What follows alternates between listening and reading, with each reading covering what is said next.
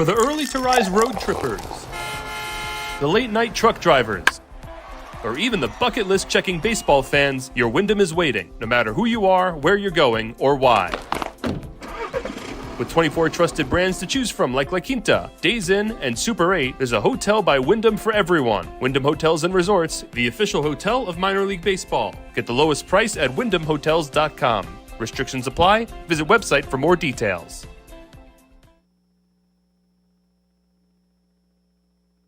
Hi guys, it's Mark with Oak Hills Medical Clinic. Are you struggling with ED and sick of the pills? Well, we have a major medical advancement that has helped thousands of men. Our WAVE technology is backed by 60 clinical studies, including from Cambridge University. It's been shown to increase blood flow by repairing blood vessels. No pills and no side effects. If you're ready to put a stop to your ED, call us now. And not only will the assessment and blood flow ultrasound be free, but we'll also include something unique that produces powerful results in the bedroom. You're going to love that one, guys. Trust me. This unprecedented offer is worth $600, but it's free to those who call in the next 2 minutes. Call 215-302-9999. That's 215-302-9999. Guys, put a stop to your ED and get your life back. Call Oak Hills Medical Clinic now to qualify. 215-302-9999.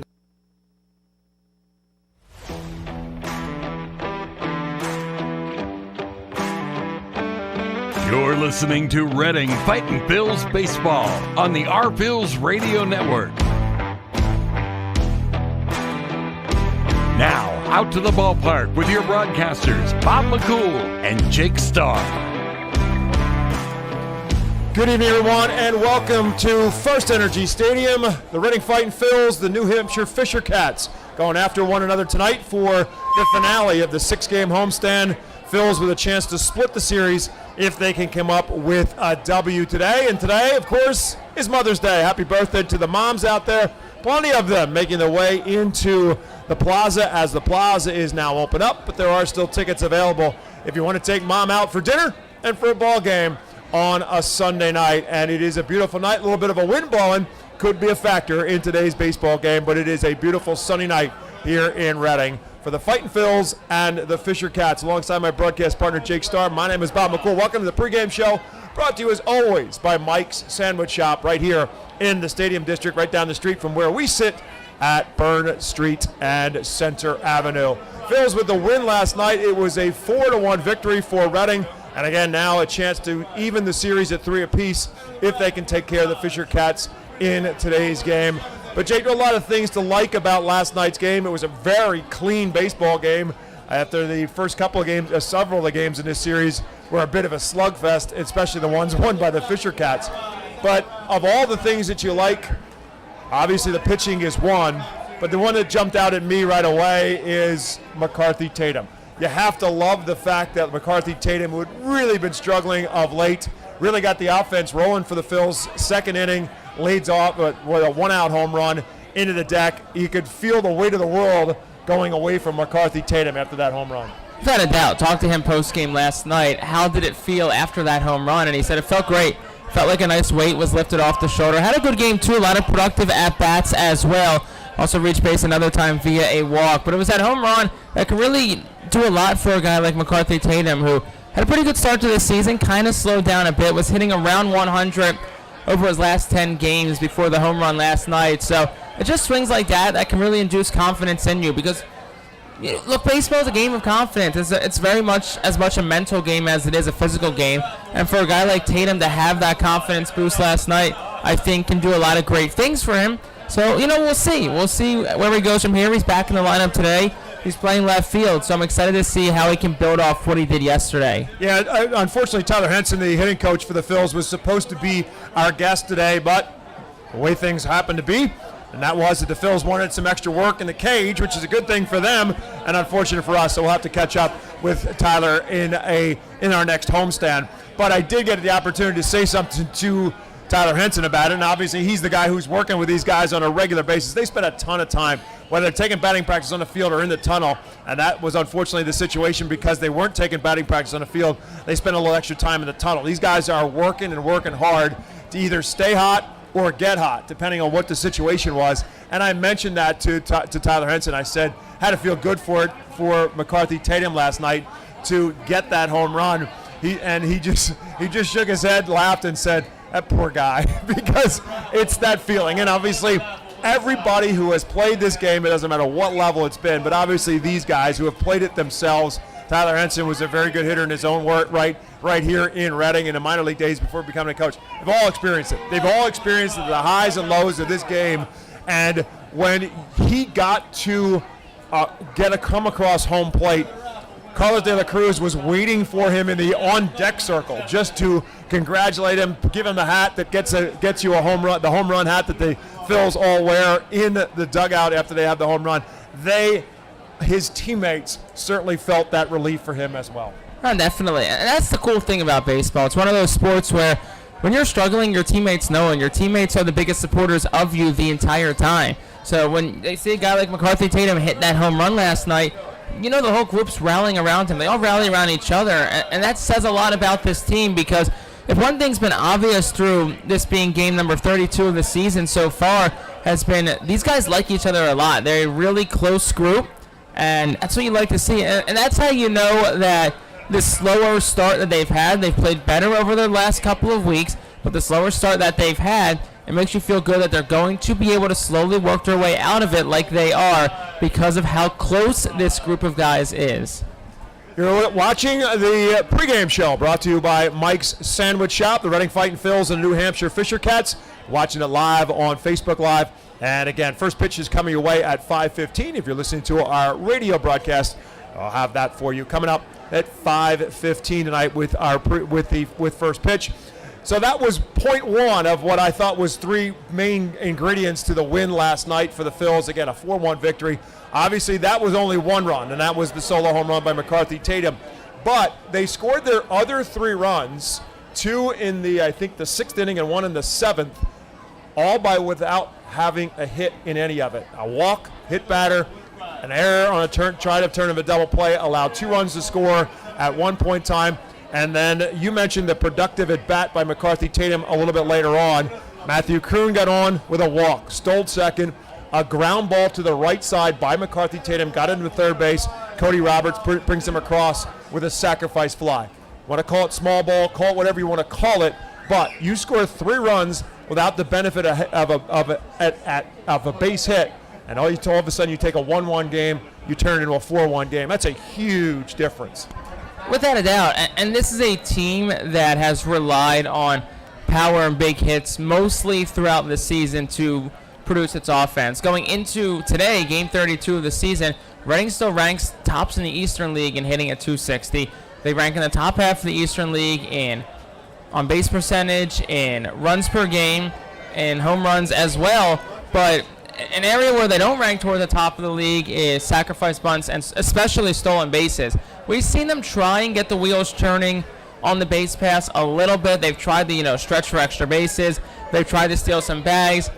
Really not much success there. But we saw last night on a night where the big bats, they weren't really doing what big bats do. It was more of a quieter night, so they had to find a way to manufacture some runs, and that's what they did. Move guys over via bunt. Lots of productive at-bats. Lots of ground balls hit behind runners, sacrifice flies, walks.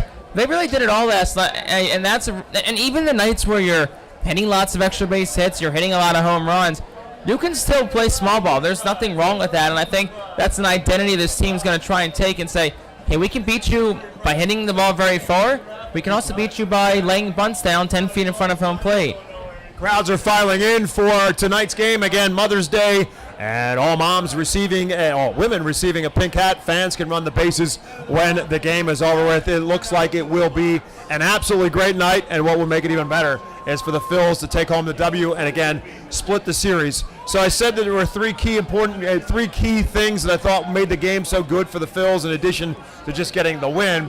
And I may have buried the lead in a lot of ways, but obviously the third element is the pitching. It was outstanding last night. It was going into the game, going to be a bullpen game, and it exactly was that. The Phils used 6 different pitchers, and all of them pitched really, really well. Gave up only 1 run. and no walks. And obviously one of the biggest statistics in all of that, but when it's all said and done, an outstanding effort by a collective group of pitchers last night. In the pregame show last night, we talked about the biggest challenge on Saturday for the Phillies was how do you get from point A to point B in the most successful way possible. Well, Al Padrique, Brad Bergeson, they deserve a tip of the cap because their game plan last night, how they worked their pitchers, when they pulled their pitchers, it worked perfectly because bullpen games are hard. We saw it the other end of the coin on Tuesday. They struggled in a bullpen game, but yesterday they had a lot of success, giving up just one run in the bullpen game. But also, the guys who threw, the 6 pitchers who were in, they deserve a tip of the cap too because you got to be able to execute. And we talked about those numbers that we talk about a lot. The bullpen, the pitching staff, that's kind of been the part of this team that the numbers show that they rank towards the bottom half of the Eastern League. So to go out there tonight and to do that, that's pretty impressive. And one last thing, Reading went from 6th to 2nd in the Eastern League in walks per 9 innings because they allowed zero base on balls last night. When they're not walking, guys, they can be a really dangerous staff. Yeah, because this New Hampshire team, we've been talking about this throughout the series. They're not tearing it up in terms of batting average, but they can play long ball with anybody, and they have done that throughout this series. And again, their lone run last night was another long ball. Zach Cook with a solo home run that turned out to be relatively meaningless in the scheme of things. But again, there were some pitchers who also got a chance for a little bit of redemption in this series. Adam Leverett, who started Tuesday's morning game, got the start, was ineffective in that start, was very effective last night. Zach Lingenfelter also struggled a little bit in Tuesday's game. He got a chance to pitch last night, pitched 2 really solid innings. All good things to see. And the other guy who is kind of flying under the radar, but the numbers really jump out at you, is a guy who pitched good last night as well, gave them another 2 innings, and that's Tyler McKay, whose ERA now is under 1. But the other storyline for Tyler McKay is he's faced some major league hitting so far this season. Happened to be Bryce Harper. Yeah, he got to spend some time working against some big league hitters, and I think that experience really can give a guy, I don't want to say confidence, because look, if Bryce Harper's taking you 400 feet off the bat, it's definitely a reality check, but at the same time, you learn a lot. It's similar to what we saw from especially Painter and Abel back in spring training, pitching to a lot of big leaguers, and the big leaguers giving them pointers. Maybe McKay was a situation where he went, pitched to some big leaguers, got to be around big league players, big league hitters and coaches, say, hey, what do you see? And then make those adjustments and come back here. And, man, a .90 ERA has totally gone under the radar this year. And I think McKay, I think a lot of the guys we saw yesterday are working their way towards becoming regulars when the Fightins are winning in the back end of the bullpen. Yeah, that's still a job yet to be won, I think, in a lot of ways as to where manager Al Padrique is going to turn in certain big spots. Clearly, one of the guys who has gotten the call on a regular basis and come through on a regular basis is Taylor Lehman. He has been really, really good.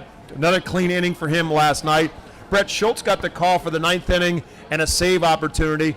Gave up a base hit, but then got what you needed, which is to roll the double play, and ended up getting a 1-2-3 inning thanks to that double play. So it appears right now that Brett Schultz has kind of assumed the closer role. But again, that's really not even a name anymore in a lot of ways in the game of baseball. It really has become almost universally a bullpen by committee in a lot of ways. But Taylor Lehman has clearly become a guy that Al Padrique can depend on, whether he brings him in to a spot in a jam like he did earlier in this series or just gets him 3 outs to get him maybe to that closer spot. Taylor Lehman, a big lefty, has been really, really solid. Yeah, and about the whole late inning by committee situation, when we talked to Al Padrique at the beginning of the week, he said that his goal is to give all of his pitchers a chance to pitch in high leverage situations, which, you know, it's admirable, especially at this level, because at the end of the day, the goal of AA baseball, yes, you want to win games, but you want guys to develop. And if you tell, you know, some guys, hey, like, you're only going to pitch and we're winning by a lot or losing by a lot, or you're only going to get the 5th or 6th innings, how are they going to develop? But if every guy knows, okay, tonight I have a chance to pitch out of a jam, to pitch the 8th, maybe I even pitch the 9th, I think that can go a long way in developing guys' confidence, because the best way to gain confidence is for your coaching staff to have confidence in you. And one thing that Al Padrique has showed is that he has confidence in all 28 guys in that locker room back there. And it shows, like I said, like you look at the lineup card, guys will never sit for more than 2, maybe 3 days in a row at a time. Every guy usually gets a chance to start at least 2-3 games a week. And that, you know, going into that locker room, you know, I better stay ready. There's a chance that I play every day, and confidence comes with that. Yeah, there's no doubt about it, and the players have certainly responded to it. If you ask each and every player to a man on this roster, they really admire and like Al Padrique as a person and certainly as a manager. He's been around this game for a long, long time. We've talked about that on a number of occasions with him and about him over the season. But he obviously knows the game. He's been around the game for a long time. He's managed and coached at the big league level, and he brings that experience here to Reading. And he's got a lot of confidence and faith as well in the assistant coaches he has here with the Reading Fightin' Phils. The record doesn't indicate it at this point in time, but this team certainly does believe that they're just a hot streak away from turning it around. And again, they've got the opportunity to at least come out of this series with a split if they can take care of business tonight. So we're going to wrap things up for our pregame show. Again, if you're listening on the Reading Fightin' Phils radio network, when we come back, we'll have starting lineups and first pitch on a Mother's Day special. The Reading Fightin' Phils, the New Hampshire Fisher Cats, coming your way right now. International Fireworks is the official fireworks provider of the Phils. International Fireworks shoots every fireworks show throughout the season, including 8 Mega Blast fireworks shows. International Fireworks also provides the pregame fireworks after the national anthem at each game. International Fireworks has a nearby retail store in Douglasville, Pennsylvania, where you can purchase all of your fireworks. Visit fireworksorus.com for more information about the International Fireworks retail store in Douglasville. Thanks again to International Fireworks, the official fireworks provider of the Phils.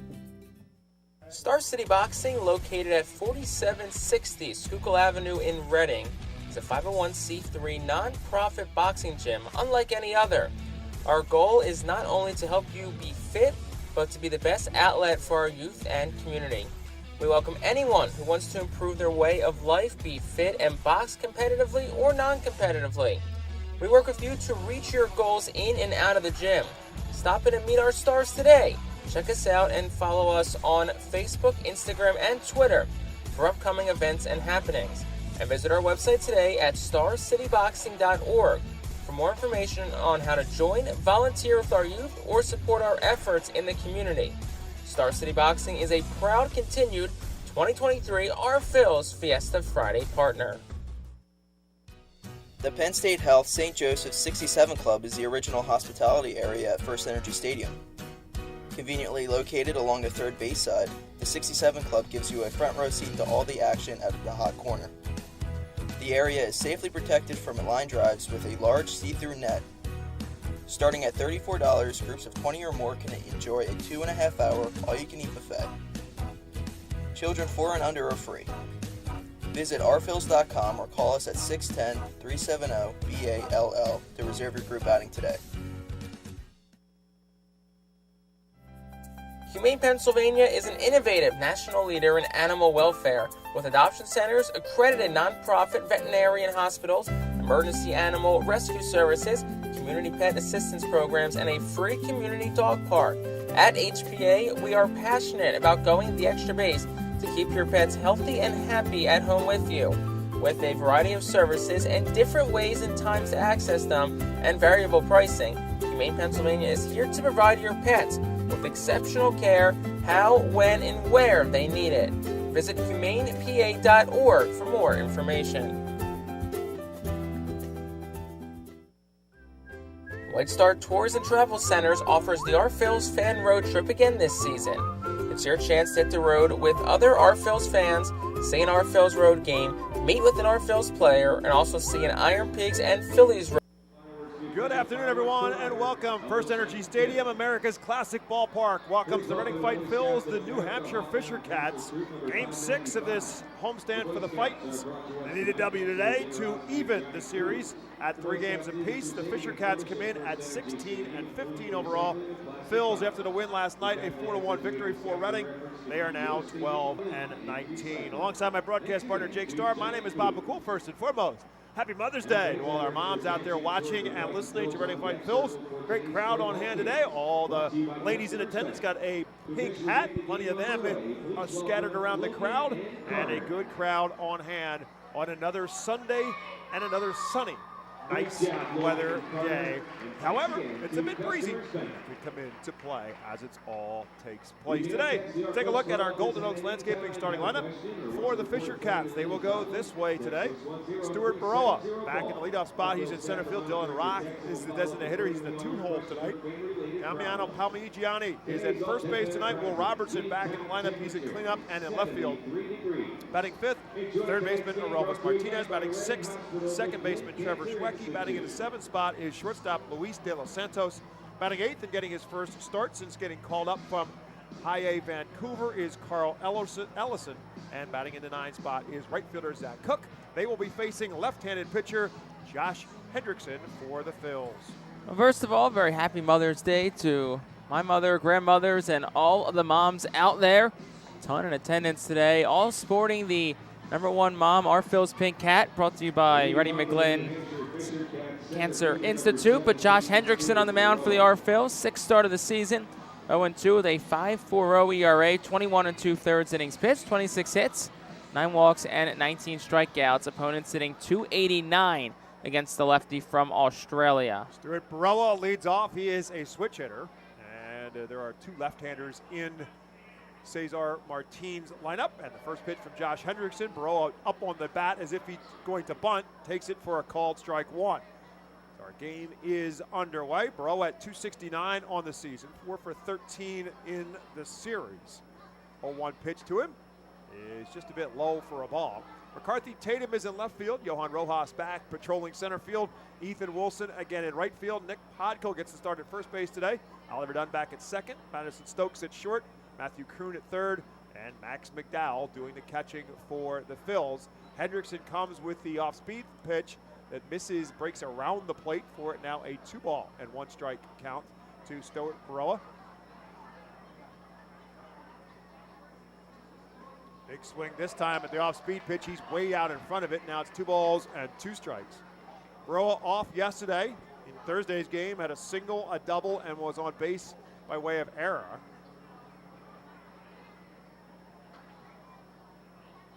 Comes the pitch in way inside this time. They appeal. He did not go around, so the count now full to Baroa. Baroa in Thursday's 14-6 win scored 4 runs. Was on base 4 different times. He was also hit by a pitch. 3-2 pitch to him. Slap foul and out of play.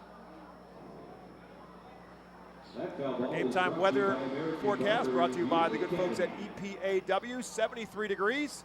And there is a breeze blowing 15 to 20 miles an hour. It is blowing out to right field. 3-2 pitch again. He's low and inside, ball 4. So the Phils pitching staff, a combined effort last night, didn't walk a batter. That ends on the first batter of a Sunday game as Baroa draws the leadoff walk, and I'll bring up Dylan Rock. Yeah, long at bat, good at bat from Baroa, but like we said, no walks allowed by Fightin's pitchers last night, which made a huge difference. And you hope that Hendrickson can come back, live around the strike zone, and possibly induce a ground ball here. And I'll bring up Dylan Rock. Rock actually was in the leadoff spot last night with Baroa having the night off. And rips one into left field. McCarthy Tatum read it, but he couldn't quite get it. It drops on the ground as McCarthy Tatum tried to make the sliding catch. Got a glove on it, but couldn't control it. That'll be a base hit for Dylan Rock, and the first 2 men are on base. Yeah, Rock stung it. Was a fast sinking liner towards Tatum, who made a valiant effort on it, but a tough play regardless, as it looked like it may have hit off the heel of his glove when he dove, or I guess more slid feet first. So I'll bring up Damiano Palmigiani. Palmigiani 4 for 16 in the series with a couple of home runs. And the first pitch to him is just a bit low for a ball. Palmigiani on the season at 239, 4 home runs with his 2 home runs in this series, 14 RBIs in total. As Hendrickson has worked himself into a little bit of a pickle early on here in this one. The first 2 batters in the lineup for the Fisher Cats on board. This one lifted into center field. Johan Rojas going back a little bit more, but right in front of the warning track will make the catch. Baroa will tag, and Rojas will deliver the throw into second base. That's the right spot because Baroa will move up, but it prevents Dylan Rock from tagging up as well. Nice job by Rojas to have a quick and easy read on that ball, and right decision with the throw, takes it to second base. Rowe tagging a third, but really no play there with how deep Rojas was. That will bring up the cleanup hitter, left-hander Will Robertson. He's had a good series, 7 for 19 on the series. And he had the day off yesterday as well. It's the start today against the lefty. And the first pitch slapped towards second. Oliver Dunn will tag the runner and make the throw in time for the double play. And the Phils deny the Cats in the first. First 2 men on, but Josh Hendrickson works out of it. And so for New Hampshire in the first, no runs, a hit, 2 men left. The Phils will bat for the first time when we come back to Baseball Town. Gear up for Fightin' Phils season. Visit the Brentwood Industries Fightin' Phils team store at FirstEnergy Stadium or check out our online store 24 hours a day, 7 days a week at rphils.com/shop. We have a wide variety of Fightin' Phils hats, t-shirts, kids apparel, and more. Looking for something new? Check out our latest selections of Los Luchadores de Reading and Reading hot dogs gear, plus throwback black R-Train R-Phils attire. Root for your Fightins in style. Stop by the Brentwood Industries Fightins team store or rphils.com/shop. ROG Orthodontics is the proud official partner of the ROG Orthodontics Fightin' Phils Kids Club. Join today at Fightins.com to get your free ROG Orthodontics Kids Club t-shirt and visit FantasticSmiles.com for more information on why ROG Orthodontics is voted #1 in Berks and Monco. ROG Orthodontics and the Fightin' Phils, 2 great hometown partners.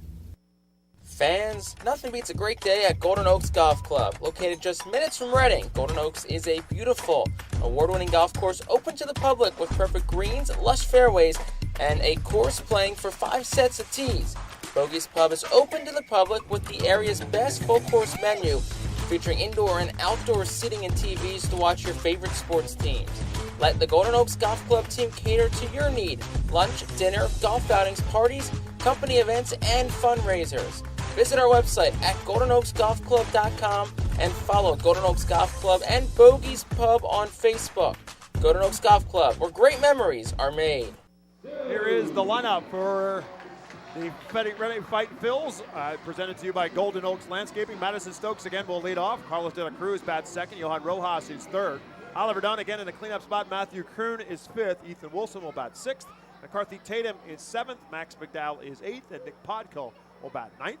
And Madison Stokes, like he likes to do, swinging at the first pitch, lifts this one into foul territory. Palmigiani will give it a chase, but it'll find the first base grandstands. If you're watching our game on MILB TV, you'll certainly notice that the Fightin' Phils are looking pretty in pink on this Sunday Mother's Day with the pink tops, the pink hats, similar to those pink hats given away to all the ladies who came in attendance today. 2,000 pink hats given away at the gate. Madison Stokes facing Paxton Schultz. The 0-1 pitch, outside ball one. Schultz started the series opener against the Phils on Tuesday. Right-hander, 25 years of age. A 1-1 count now to Madison Stokes. Rips it back towards shortstop. And Luis De Los Santos has it on a hop and throws out Madison Stokes for out number 1 here in the first. And Paxton Schultz on the mound, 1-3 with a 4.08 ERA over 6 starts. Over 28 2/3 innings pitched. He's allowed 22 hits, 14 walks, 31 strikeouts. Did earn the win in Tuesday for New Hampshire. 6 innings, 4 hits, 1 run, a walk, and 6 strikeouts. And he spent all of last year with New Hampshire with 7-6 over 25 games and 20 starts with a 4.04 ERA. Carlos de la Cruz now will face him. Schultz was excellent in that game on Tuesday. As Jake said, got the win, his only win of the season so far, now 1-3. Gave up just the 1 run. It was a solo home run by Drew Ellis, who is actually off today, not in the starting lineup, as Carlos de la Cruz fouls 1 straight back. 1 ball and 1 strike. Al Padrique, manager for the Fightin' Phils, in his third base coaching box. And Ray Ricker, the first base coach for the Phils. Carlos de la Cruz at 280 standing in there. Team high 7 home runs, 15 RBIs on the year. 1-1 pitch, low ball 2. Carlos 5 for 22 so far on the series. His batting average has dipped down a little bit. He was up close to 300 before the series began. Still hitting at 280 with 6 doubles to go along with his 7 home runs. This one's way up high, and that's 3 balls and a strike. And if you're going to get it up high to Carlos de la Cruz, you better get it up high because he is 6'8", and every bit of it. Originally from Yonkers, New York. Last season, 64 games with Jersey Shore and 38 more here in Reading. Takes this one for a called strike. Combined 17 home runs a year ago and 47 RBIs. And he's got 7 and 15 so far on this one. And right now, facing a 2-2 count. Fouls this one away.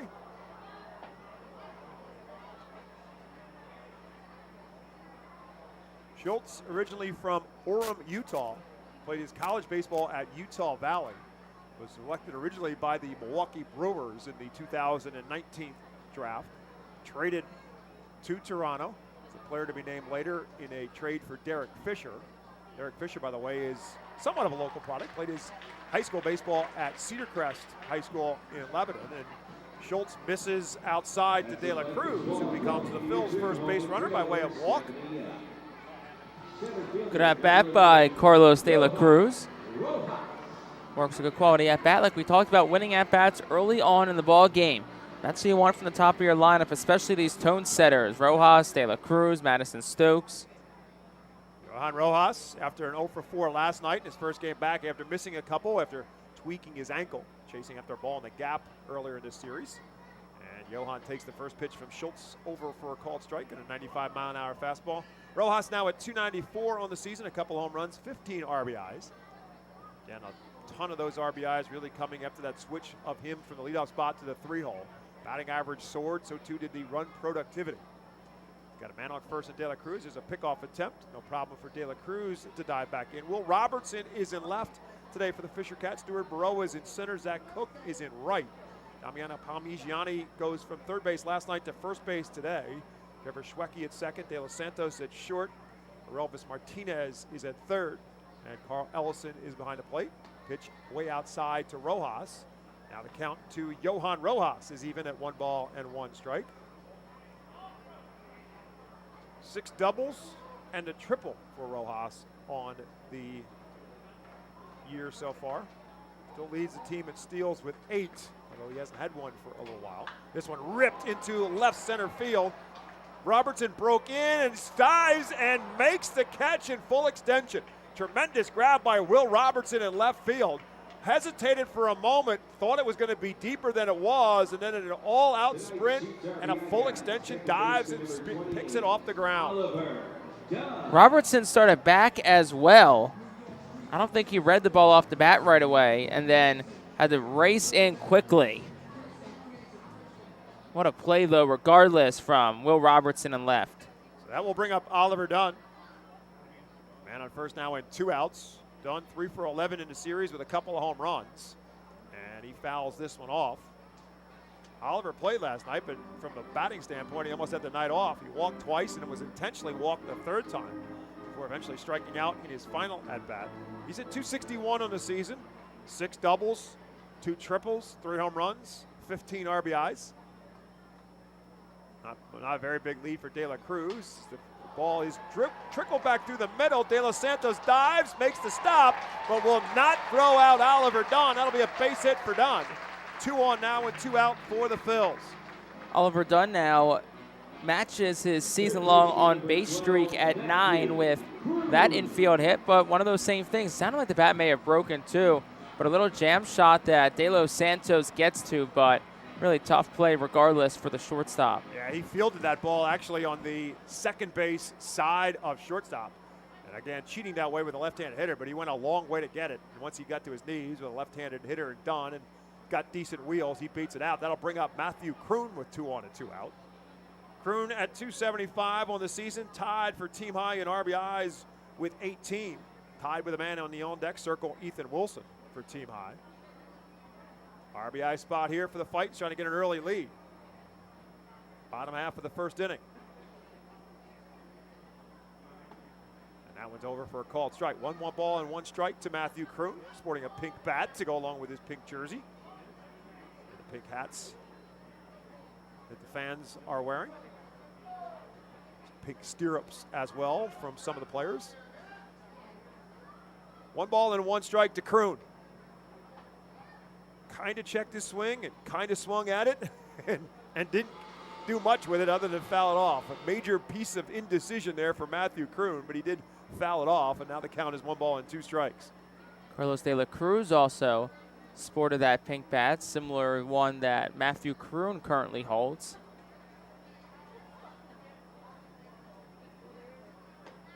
Lays off of that one. Now the count 2 balls and 2 strikes. Outfield shades him towards right field a little bit. Center fielder Stuart Baroa on the right field side of second base. Will Robertson, the left fielder, cheating a little bit towards the left center field gap as well. De La Cruz takes his lead off of second. Oliver Dunn off of first with 2 down. 2-2 count. Swing and a miss, strike 3, and that'll do it for the Phils in the first. Like New Hampshire, they get a couple men on, but they can't get one across on 1 hit. 1 completes in Baseball Town. New Hampshire, nothing. Reading, nothing. Empowering communities one relationship at a time is our commitment at Tompkins. Our customers have thrived thanks to our focus on local lending and their commitment to the customers they serve. They do a great job. Everything for us, from our banking, our insurance, to our wealth management. Tompkins has always been there for us. We see a long relationship with Tompkins. They're good people. Tompkins, banking, insurance, wealth. Member FDIC Equal Housing Lender. Investment and insurance products are not FDIC insured, not bank guaranteed, and may lose value. Our Phils fans can continue to expect great performances all season long on the Burke's Commercial Roofing stage. It's the home of great local talent, including the Our Phils mascot band. Burke's Commercial Roofing prides itself on being a locally owned and operated company that puts an emphasis on customer service. They provide free on-site estimates and can handle any size repair, restoration, or replacement. Visit burkscommercialroofing.com or call 610-717-3949 for more information. And don't forget to sit back, relax, and enjoy the show at the Burke's Commercial Roofing stage at America's Classic Ballpark.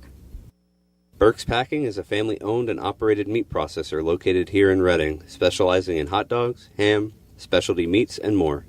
Burke's Packing provides America's Classic Ballpark with quality products, including the highly acclaimed flat-top grilled hot dog. Join us for Burke's Packing Sunday Family Fun Days at Sunday home games all season long at FirstEnergy Stadium. Josh Hendrickson rolled a double play to get himself out of a jam in the first. We start the second inning in a scoreless tie. The Reading Fightin' Phils head on the road after tonight. They will head to New Jersey to take on Somerset, beginning a 6-game road swing with Somerset at 6:05 on Tuesday night. But the ballpark will not be quiet in the Reading Fightin' Phils absence. There'll be more baseball tomorrow night. The Baseball Town High School Baseball Championship game tomorrow night right here at FirstEnergy Stadium. 6:05 is the start time. Governor Mifflin Mustangs, Wilson Bulldogs taking on one another as Arelvis Martinez ropes one down the left field line. Will kick into the Fisher Cat bullpen. McCarthy Tatum will eventually run it down and bring it back into the infield, but Arelvis Martinez, who has hurt the Phils in this series, gets himself a leadoff double. Well, that's a rare non-home run from Arelvis Martinez in this series. Coming into today, Martinez in the series so far was 5 for 18. All 5 hits were home runs. So hit number 6, the first 9 home runs so far. 5 home runs, 10 RBIs in the series for Martinez. Now with the double, his first double of the season, believe it or not. And that will bring up Trevor Schwecke. Schwecke had a home run earlier in this series. He's 4 for 11 in total. And the first pitch to him, he swings and misses. No balls and a strike. Well, they're done looking to keep Martinez close. Hendrickson delivers and delivers low. And now it's 1 ball and 1 strike. Josh Hendrickson, 6'4", 215-pounder, born in Perth, Australia. Selected in the 38th round by the Philadelphia Phillies.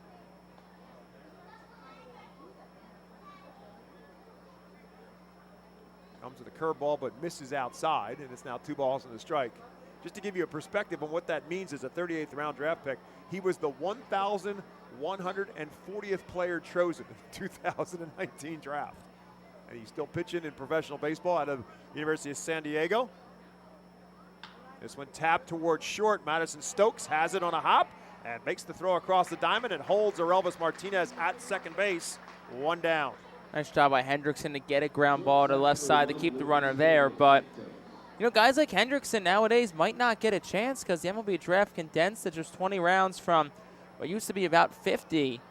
So who knows where, a guy like Hendrickson would have been if he was drafted 3-4 years later, because you're drafted only 20 rounds. A lot of guys that are later round picks either don't end up on a team or end up signing for the minimum. That will bring up Luis De Los Santos. Phils have had his number to this point in time in the series. He's one of the few Fisher Cats who have not hurt Reading in this series. He's 0 for 12. Did not play in the first couple, was activated off the 7-day disabled list as this series began. The 1-0 pitch to him is over for a called strike. 1 ball and 1 strike now to De Los Santos. He's at 253 on the season. 6 doubles, has a home run and 10 RBIs. As Elvis Martinez takes his lead off of second with 1 out in the top half of the second. This one, late swing, it fouls it back towards the Reading Phillies dugout. So now the count 1 ball and 2 strikes.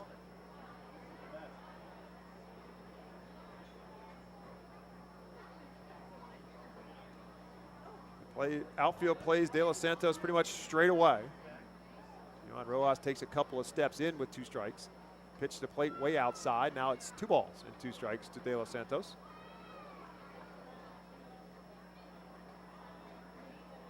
Carl Ellison wakes on deck for the Fisher Cats.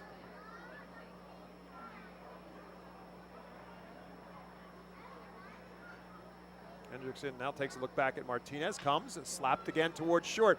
Stokes again will make the play in time. Martinez read it right that time off the bat. He does move up to third base, but he does so now with 2 down. That's one of your Stokes. No reason to even think about trying to get Martinez going towards third. Get the easy out at first. Now it's 2 outs. So if you get this out here, runner at third theoretically doesn't matter.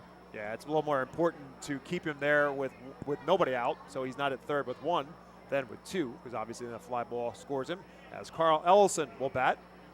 He's called up from High A Vancouver to the Fisher Cats. Was in the Philadelphia Phillies organization up until last year, but was traded on August 31st. Spent some time with the Phils before the trade, and takes that one for a called strike. Now one ball, no balls and 2 strikes to Carl Ellison. Again, it was at Vancouver and was hitting at 225 in High A before the call-up. Man on third, 2 down, 0-2 pitch. Slapped again towards the left side. This time it'll be Kroon on the charge and the throw. And again, Hendrickson gets himself out of early trouble. And no damage done on the scoreboard for the Cats in the second. No runs, a hit, another left on base. We're through 1.5 in Reading. Fisher Cats nothing, Phils nothing. Cornwall Manor is an active senior living community on a 190-acre wooded campus in Cornwall, Lebanon County. The community offers independence and opportunities for wellness and fitness, as well as educational and musical programs, and the peace of mind of having convenient health care on site. Cornwall Manor offers a range of residential choices from apartments to homes. Prospective residents are welcome to visit us for lunch and have a chance to learn more about the community. More information is available online at cornwallmanor.org. Cornwall Manor, celebrating 70 years of senior living. Star City Boxing, located at 4760 Schuylkill Avenue in Reading, is a 501c3 non-profit boxing gym unlike any other. Our goal is not only to help you be fit, but to be the best outlet for our youth and community. We welcome anyone who wants to improve their way of life, be fit, and box competitively or non-competitively. We work with you to reach your goals in and out of the gym. Stop in and meet our stars today. Check us out and follow us on Facebook, Instagram, and Twitter for upcoming events and happenings. And visit our website today at starcityboxing.org for more information on how to join, volunteer with our youth, or support our efforts in the community. Star City Boxing is a proud continued 2023 Our Phil's Fiesta Friday partner. The Reading Fightin' Phillies are proud to partner with Berks County Mental Health and Disabilities Program. Together, we are striking out the stigma in order to raise community awareness about mental illness and suicide prevention with 3 simple words. Are you okay? The help is to begin a conversation to show Berks County that we care. Fightin' Phillies to the plate in the bottom half of the second inning, brought to you by Cornwall Manor, an active senior living not-for-profit community in scenic Cornwall, Pennsylvania, outside of Lebanon. Ethan Wilson will lead it off for the Fightins.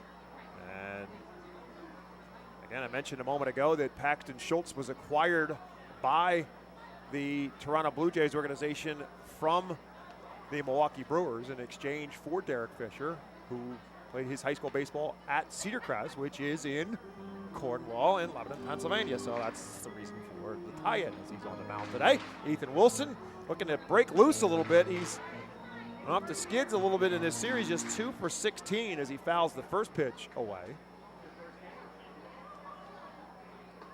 And takes one low and inside for a ball. 1 ball and 1 strike. McCarthy Tatum in the on-deck circle. Max McDowell, the 3 due up.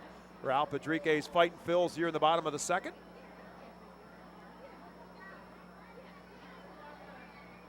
Right-handed pitching Schultz comes and fisted into center field, and Ethan Wilson will be happy to take that one for a base hit. Good piece of hitting by Ethan Wilson, who was just 3 for 16 in this series, but you'll take what you can get in a situation like that, and that's what Wilson does. And it's a leadoff base runner for the Fightin' Phils. Let's see at the bottom of the lineup. And Tatum, who had that home run last night, can find a way to scratch a run or two across here in the frame. And if you got a chance to listen to our pregame show presented by Mike's Sandwich Shop earlier tonight, we were talking about McCarthy Tatum kind of breaking out of a slump with a home run to get the Phils on the scoreboard last night. And back in the lineup today, he had 3 very productive at-bats in last night's game. Obviously the home run, he also walked and moved a runner to third base on a ground ball to the right side. And he actually had a hit taken away from him in his final at-bat on a line drive. So he had a very productive night with a bat in his hands. First pitch is a ball. The second one also is a ball. So 2-0 now to McCarthy Tatum. With Ethan Wilson at first base, nobody out, bottom of the second inning.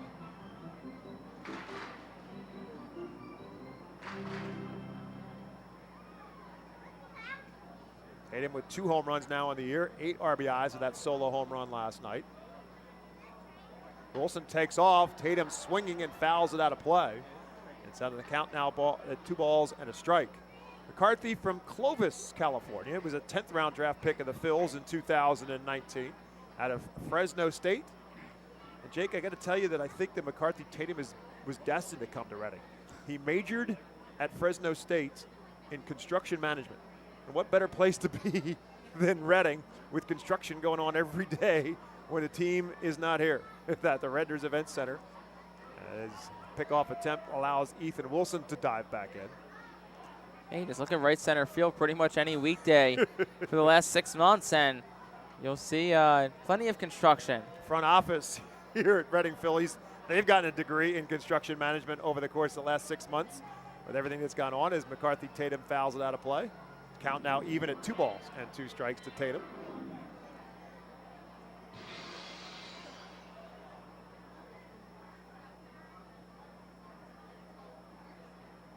Paxton Schultz pitched in 20 starts last year for New Hampshire. Overall was 7-6 with a 4.04 earned run average. Comes with his 2-2 pitch, slapped the other way. Parmigiani will throw for the lead runner and get him. Well played by Damiano Parmigiani as he charged it and then turned and threw and gets Wilson at second. So Tatum will be safe at first on the fielder's choice. 3-6 fielder's choice that is. As Tatum looked like for a moment maybe would have snuck it through the other way, but nice play by Parmigiani, who stays inside, takes that inside throwing lane to the shortstop De Los Santos and cuts off the lead runner. So that'll bring up Max McDowell. Max with a night off last night, sharing catching duties with Cody Roberts.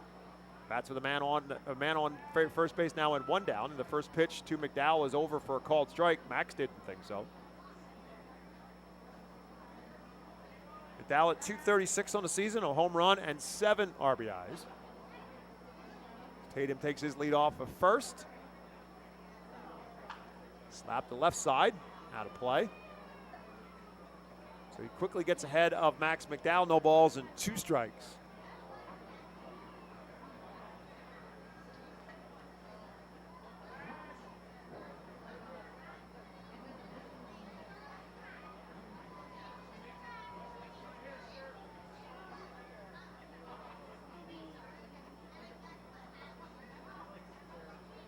Long look this time. Now he comes to the 0-2 pitch, and McDowell stays alive at no balls and 2 strikes. Mentioned before, I'm going to mention again, Baseball Town High School Baseball Championship game tomorrow. We're going to get a chance to mention is important that the concession stands will be open. That's always important. Concession stands will be open for especially worthy for a 6 o'clock start time. So if you want to come out after work, come enjoy high school baseball championship game between the Governor Mifflin Mustangs and the Wilson Bulldogs. Concession stands will be open. As McDowell lines that one to right field, right at Zach Cook. Had him played perfectly for out number 2 here in the second. Looked like that one's going to drop for a second, but it held up for Cook and right from McDowell. But, yeah, it should be a fun night tomorrow night between Governor Mifflin and Wilson. No better way to end the first day of the work week than out to the ballpark, have a hot dog, a soda, watch some high school baseball. 2 really good teams. Nick Podkul will now bat. Podkul swings and misses at the first. 2 familiar teams with one another, of course. Governor Mifflin and Wilson, one of the great rivalries in Berks County in every sport, battling one another. Played twice during the regular season. Wilson actually won both of those games, but Governor Mifflin was the number 1 seed going in. As the pitch to Podkul is outside, 1 ball and 1 strike. If you cannot make it out tomorrow night, we will broadcast the game for you here on our Reading Phil's Facebook and YouTube channels. So you can watch the game, brought to you thanks in part to Savage Auto Group, presenting the stream of the game. Podkul checks his swing, and now it's 2 balls and a strike. McCarthy Tatum, the runner at first. 2 down, bottom half of the second inning in a scoreless game.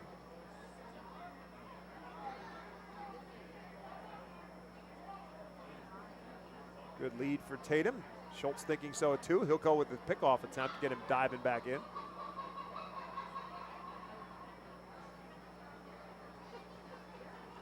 Podkul began the season on the development list. Has been activated and stayed activated and has done a nice job when called upon. Hitting at .300 on the season, a home run and 5 RBIs. Checks his swing here and now runs the count to 3 balls and a strike.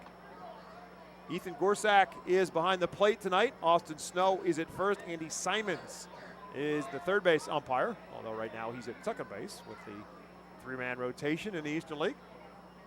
And a man on first base and 2 down. 3-1 pitch, fouled out of play. Podkul gets a full count now. Top of the order in Madison Stokes in the on-deck circle, waiting for a chance here in the second.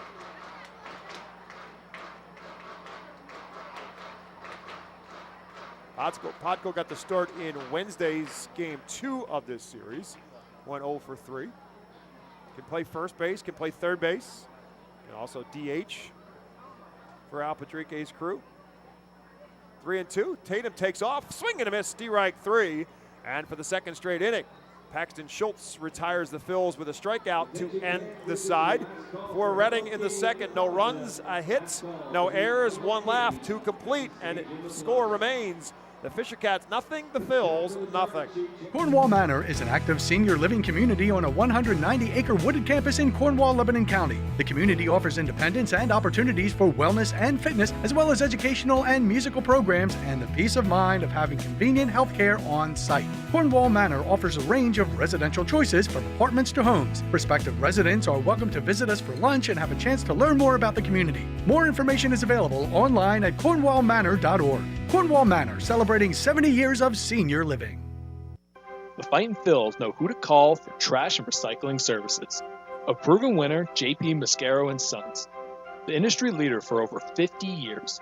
Trust the familiar Mascaro Blue Elephant to provide dependable, quality service for your home or business.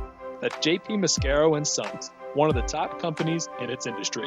Trash and recycling services for home, business, and industry. We are hiring and have open positions in Berks County. Check our website for open positions at jpmascaro.com or call 1-888-MASCARO. JP Mascaro & Sons, ready to serve you. Every time you grab an ice-cold 20-ounce Pepsi, you'll find a Pepsi emoji on the side of the bottle. So while the Pepsi delivers this, the Pepsi emoji delivers this.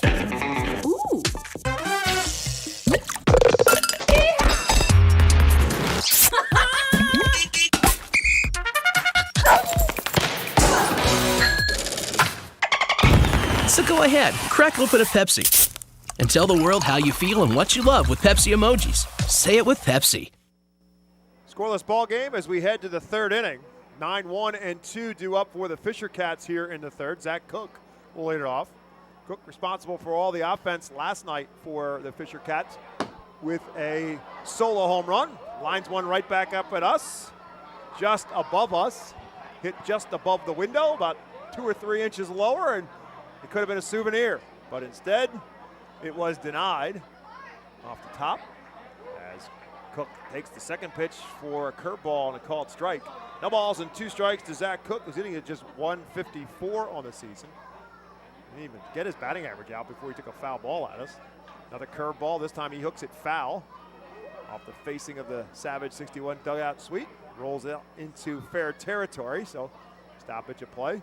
Tyler McKay, one of the bullpen heroes of last night, will come out and retrieve it. No balls and 2 strikes to Zach Cook. The curveball, he fists this one into shallow right, and Ethan Wilson will not be able to get there. Will fall for a base hit. So for the 3rd straight inning, Fisher Cats have a leadoff man on. And now the top of the order due up in Stuart Baroa. That's one of those plays that really not much you can do. It was just a pitch in on the hands. Good pitch from Hendrickson that was flared in the right field. Wilson kind of froze at first, which you have to. That's kind of the rule because it looked like it was going to carry a bit. And once he realized it was fisted more, by the time he realized that, not enough time to get in and make the play.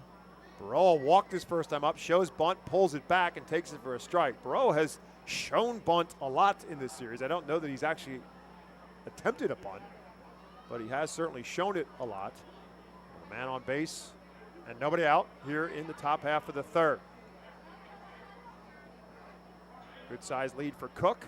The left-handed pitching Hendrickson will make the throw over to keep him close.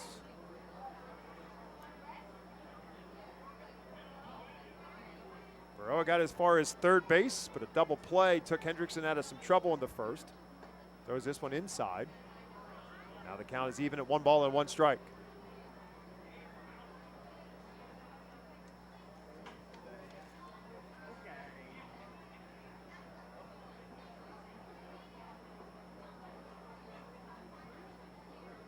Again shows bunt, again pulls it back and takes it low, and it's 2-1.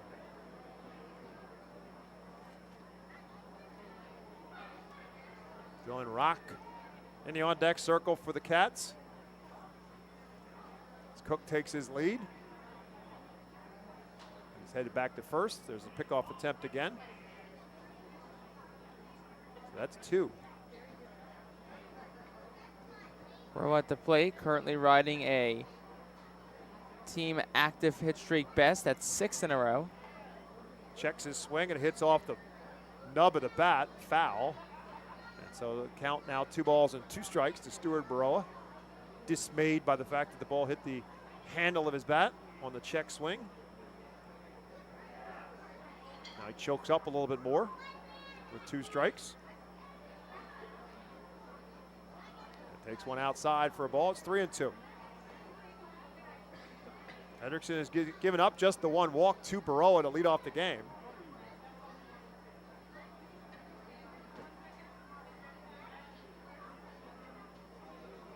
Now he comes in his 3-2 pitch. Cook takes off, and it's fouled off. Straight back off the backstop, so Cook will have to go back. Obviously, Hendrickson has already used his 2 disengagements, but if he sees the runner going, he still is allowed to then throw over and attempt to get the runner out. Cook has 5 steals in 6 attempts on the season, and there is a pickoff attempt, and that's the 3rd, so he's going to get second base. As Hendrickson just simply forgot. So Cook gets to move to second on the 3rd disengagement. As Jake said, he's got to pick him off or he gets awarded second base. So notable, takes a double play out of order too. As Baroa with a 3-2 pitch. Swing and a miss, strike 3. That may have been a foul tip. McDowell held on, it doesn't matter. A big strikeout there for Hendrickson with one out now in the 3rd inning.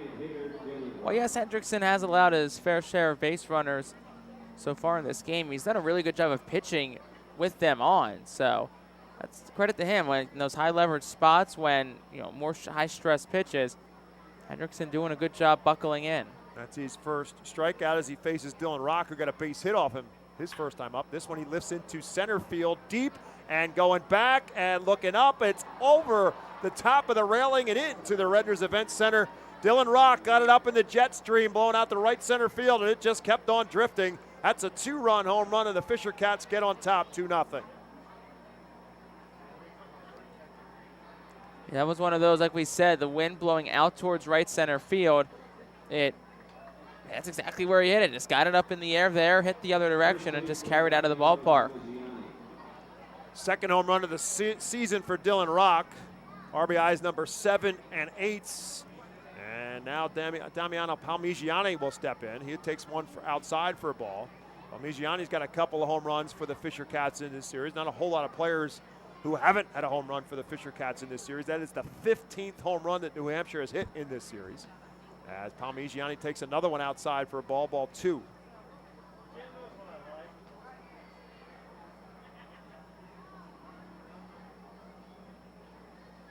Palmigiani flew out to center field his first time up, drives this one into left field. McCarthy Tatum goes back, and at the track, he'll make the catch for out number 2. Wind giveth, wind taketh away. That last one that Rock hit, maybe not a home run most days, but the wind carries it out, where Palmigiani hit one that if the wind was blowing out towards left probably gets out, but the wind brought it back in. So he said gives and takes away. That'll bring up Will Robertson, who grounded into the double play that ended the first inning for the Cats. And again, Robertson, the left-hander, facing Hendrickson, who starts him with a slider that's over for a called strike 1.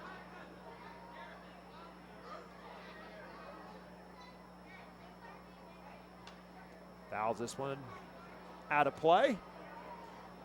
And towards the 67 club, which as usual is filled of picnic goers on a Sunday evening. Fills with a 5:15 start time for Sunday games from this point forward on the season. 0-2 pitch, taps slowly on the right side. Hendrickson will take it and make the play by himself on the tag. Robertson and Hendrickson collide with one another, and Hendrickson says, "I'm good," and you're out.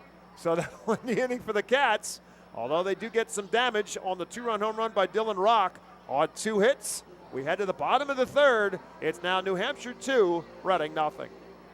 Nursing home neglect is a serious problem. If you or a loved one has suffered from bed sores obtained in a nursing home or a fall down in a nursing home resulting in a fracture, our friends at Swartz Culleton can help. Call the attorneys at Swartz Culleton for a free consultation. Their phone number is 1-800-JUSTICE. That's 1-800-587-8423. Once again, call 1-800-JUSTICE today. Swartz Culleton is a proud sponsor of the Reading Fightin' Phils. Humane Pennsylvania is an innovative national leader in animal welfare with adoption centers, accredited nonprofit veterinarian hospitals, emergency animal rescue services, community pet assistance programs, and a free community dog park. At HPA, we are passionate about going the extra base to keep your pets healthy and happy at home with you. With a variety of services and different ways and times to access them and variable pricing, Humane Pennsylvania is here to provide your pets with exceptional care, how, when, and where they need it. Visit humanepa.org for more information. The Enersys Power Alley Pub features a 2.5-hour all-you-can-eat buffet, private bar with bartender, 2 rows of seats, bar stool seating, and 4 cafe tables. The pub provides your party a private area to enjoy the ball game away from other fans. The Enersys Power Alley Pub may accommodate groups of 40 to 60 people. Enjoy socializing with your group and watch the game with a unique vantage point. Bottom half of the third inning, and the top of the order due up for the Fightin' Phils. They now trail it 2-0. It'll be Madison Stokes, Carlos De La Cruz, and Johan Rojas. The bottom half of the third inning brought to you by Swartz Culleton PC. The first pitch to Madison Stokes is over for a called strike 1. If you've been injured at work, get justice. Call 1-800-JUSTICE today. Phil's trying to do a little justice on Paxton Schultz, who shut him down in game 1 of this series and now leads them 2-0 after the 2-run home run by Dylan Rock in the top half of the third inning. Schultz again got the win in Tuesday's opening game of this series. Pitch up high again to Stokes, and it's now 1 ball and 2 strikes to Madison Stokes, who grounded out to short his first time up. Stokes at 292 coming in. Takes one for over for a called strike 3. That'll be the third strikeout for Schultz as he locked up Madison Stokes on the pitch. One out here in the third for Carlos De La Cruz, who walked his first time up. Phils had 2 on in the first, came up empty. Had a leadoff man on in the second, couldn't get him around. So they have not got ahead of batter past second base as of yet with 1 out here in the third. Carlos De La Cruz on a one-hopper right at Aurelvis Martinez. He'll make the throw across the diamond in plenty of time. And 1 pitch and 1 out gets rid of Carlos De La Cruz, and 2 outs here in the third. I'll bring up Johan Rojas. Manor Golf Club, established in 1928, is one of the oldest public courses in eastern Pennsylvania.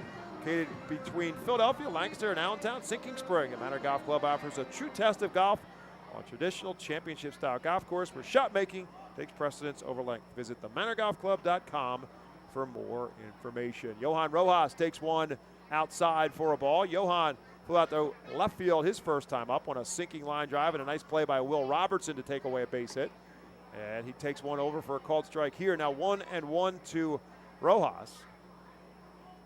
Johan was 3 for 4 in his last game before he rolled that ankle injury, then 0 for 4 last night. 0 for 5 since coming back after missing 2 games.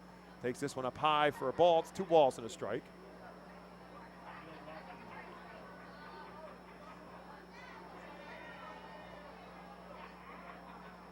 This one's inside, ball 3. He's our Phil's team leader, brought to you by Cross Country Mortgage Loan Officer Johanna Arias. Is Johan Rojas, who leads the Phils in hitting despite his recent 0 for 5 with 35 base hits. He's a team leader. Squibs this one to the right side, bobbled by Palmigiani, and it will roll out of his glove and all the way back towards the backstop. And Johan Rojas is safe. That'll be an error on the first baseman. Yeah, I think Palmigiani tried to kind of like olay that ball, and this goes right off his glove. Yeah, ground ball towards, look at the replay here. Yeah, he just kind of flicks it and doesn't really stick that follow through, kind of just flicked it through. Not really confident with that glove hand, and ball fell forward. So I'll bring up Oliver Dunn. That'll be the first error of the ball game, committed on either side. Today's Cross Country Mortgage Loan Officer, Johanna Arias, team leader. Again, Johanna, you can call her at 484-554-9969 or by email at johanna.arias@myccmortgage.com. Oliver Dunn with a man on first base now and 2 outs, trying to make the Fisher Cats pay for that error. And the first pitch to Dunn is over for a called strike 1 at the knees. Dunn, the left-handed hitter. Couple home runs, 3 home runs, I should say, and 15 RBIs in a year. Here's a throwback to Rojas. In addition to leading the team in hits, also leads the team in steals with 8. Paxton Schultz, no doubt aware of that, trying to keep him close. Not a big lead at all for Rojas. Now he takes a little bit of a step, and the pitch is up high, and the count is even. That's also the first error of the year for Palmigiani. Palmigiani played third last night, playing first tonight, so he's bounced back and forth in this series between the 2 corner infield positions. Rojas dancing off at first. Now he takes off. Here comes the throw down, and it is in time. Johan Rojas is gunned down by Carl Ellison, and that will end the third for the Phils. No runs, no hits. There was 1 error and none left. 3 complete in Baseball Town. The score, the Fisher Cats 2, the Phils nothing. Nursing home neglect is a serious problem. If you or a loved one has suffered from bed sores obtained in a nursing home or a fall down in a nursing home resulting in a fracture, our friends at Swartz Culleton can help. Call the attorneys at Swartz Culleton for a free consultation. Their phone number is 1-800-JUSTICE.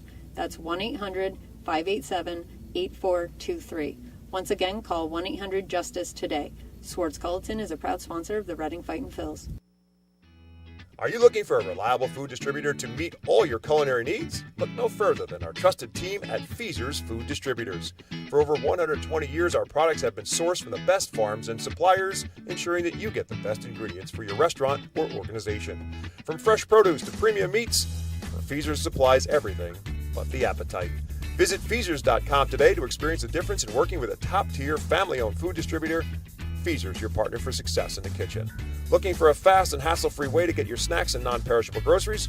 Look no further than FeasersDirect.com. With just a few clicks, discover the convenience of having your culinary essentials ready for a pickup at our headquarters in Harrisburg. The Reading Fightin' Phils are pleased to present you with their classic game program, all electronically. This program has information on the coaching staff, player roster, and front office staff. It also includes feature stories and alumni reports on all of your favorite guys who spent time in Baseball Town. Visit ourphils.com/programs to check. To the top of the fourth we go. The Fightins down 2-0 as Josh Hendrickson takes the mound for the top half of the fourth inning. And Jake Starr takes the play-by-play for the top of the fourth as well. Thank you very much, Bob. 2-0 at New Hampshire as Elvis Martinez steps in. First pitch from Hendrickson. Ground ball sharply to third. Kroon bats up on it, deep on the line. Throws the first. High throw. Pulled Pockle off the bag. Came back down. Looked like he got it. But the first base umpire, Austin Snow, will say that Pockle did not get back to the bag. Pockle's trying to lobby with Ethan Gorsak, the home plate umpire, to say, hey, did you get a better look at it? Because it did look like, from our angle, which obviously is well behind the home plate umpire, that Podkul did get back down on the bag and did so in time. But it will be an error on Kroon. Yeah, looking back at the replay, very close. Here's Trevor Schwecke, first pitch to him. Just misses outside for a ball, 1-0. So again, we don't have the benefit of replay in minor league baseball, but the question would be whether or not he came down on the bag or off the bag and whether or not it was on time or not. Podkul thought it was yes to both of those. Here's the pitch. Schwecke flares it foul, right side, 1-1. But it looked like, Podkul, the throw definitely beat him there. There's no question about that. When Podkul came back down, Martinez was still a good couple of steps away from the bag. So all was just a matter of whether Podkul's foot came back down on the bag. Here's the 1-1. That one's flared foul to the right side again, 1-2. It also means that for the fourth straight inning, Fisher Cats have their leadoff man on. Throwing error was Kroon's third of the season. Second time in 3 games that he's had a throwing error from third. Counts 1-2 to the righty, Schwecke. Works against the lefty, Josh Hendrickson. Here's the pitch. So going to ground ball hit softly foul towards the third base coach's box where New Hampshire manager Cesar Martin will field it and flip it towards the third base picnic area. Cesar Martin seems like a really good dude. Just a good guy. He's been now with the Fisher Cats. This is his 3rd season in New Hampshire. 1-2. In tight to Schwecke as he bows out of the way. 2-2. Can confirm Martin is a super good guy. Had a chance to talk to him a bunch this week, as we do with visiting managers when they come in town. Martin, a really great guy. 2-2. Breaking pitch hangs up into the air towards shallow center. Racing in is Rojas, the center fielder. He closes in quickly, makes the catch, throws back to first as Martinez was lingering off the bag, but he gets back in safely. So just a pop out to the center fielder, Rojas. Martinez back to first. Luis De Los Santos up with 1 out in the 4th. The other thing I'll say about Cesar Martin is that he's pretty jacked. I don't think I'd mess with Cesar Martin if it would be like the Phillies and Rockies game today in which there was a bench clearing incident, shall we say. De Los Santos steps in with 1 gone. 2-0 New Hampshire leads. First pitch from Hendrickson. Misses outside for a ball at 85. De Los Santos is 0 for 1 today. Ground out the shortstop. His first time up back in the 2nd. 1-0. That one's driven to the air towards left center. Tatum and Rojas converge on it. It's down and a 1-hop the wall. Around second towards third's Martinez. He'll get the wave home. The throw misses both cutoff men, and it's backed up by the first baseman Podkul, but that allows De Los Santos to get in the third. We'll see what they rule it. But Martinez scores regardless. At least going to be a double for De Los Santos, and it looked like a miscommunication between Stokes and Dunn. Yeah, it's going to be an error. Question is whether it really shouldn't be an error in the throw. It was miscommunication between Stokes and Dunn. One of them should have caught the throw, and neither of them did. But they're going to have to, I guess, give it to Rojas on the throwing error. That'll be the second error in the inning against the Fightins. So infield's drawn up for Ellison. First pitch to him outside 1-0. And it was one of those situations where on an extra base hit, the second baseman and shortstop, Dunn and Stokes in this instance, kind of stack near each other. If the throw's a bit shorter, the first guy outfields it. It's a bit longer, the back guy fields it. Here's the 1-0. It's tight for a ball, 2-0.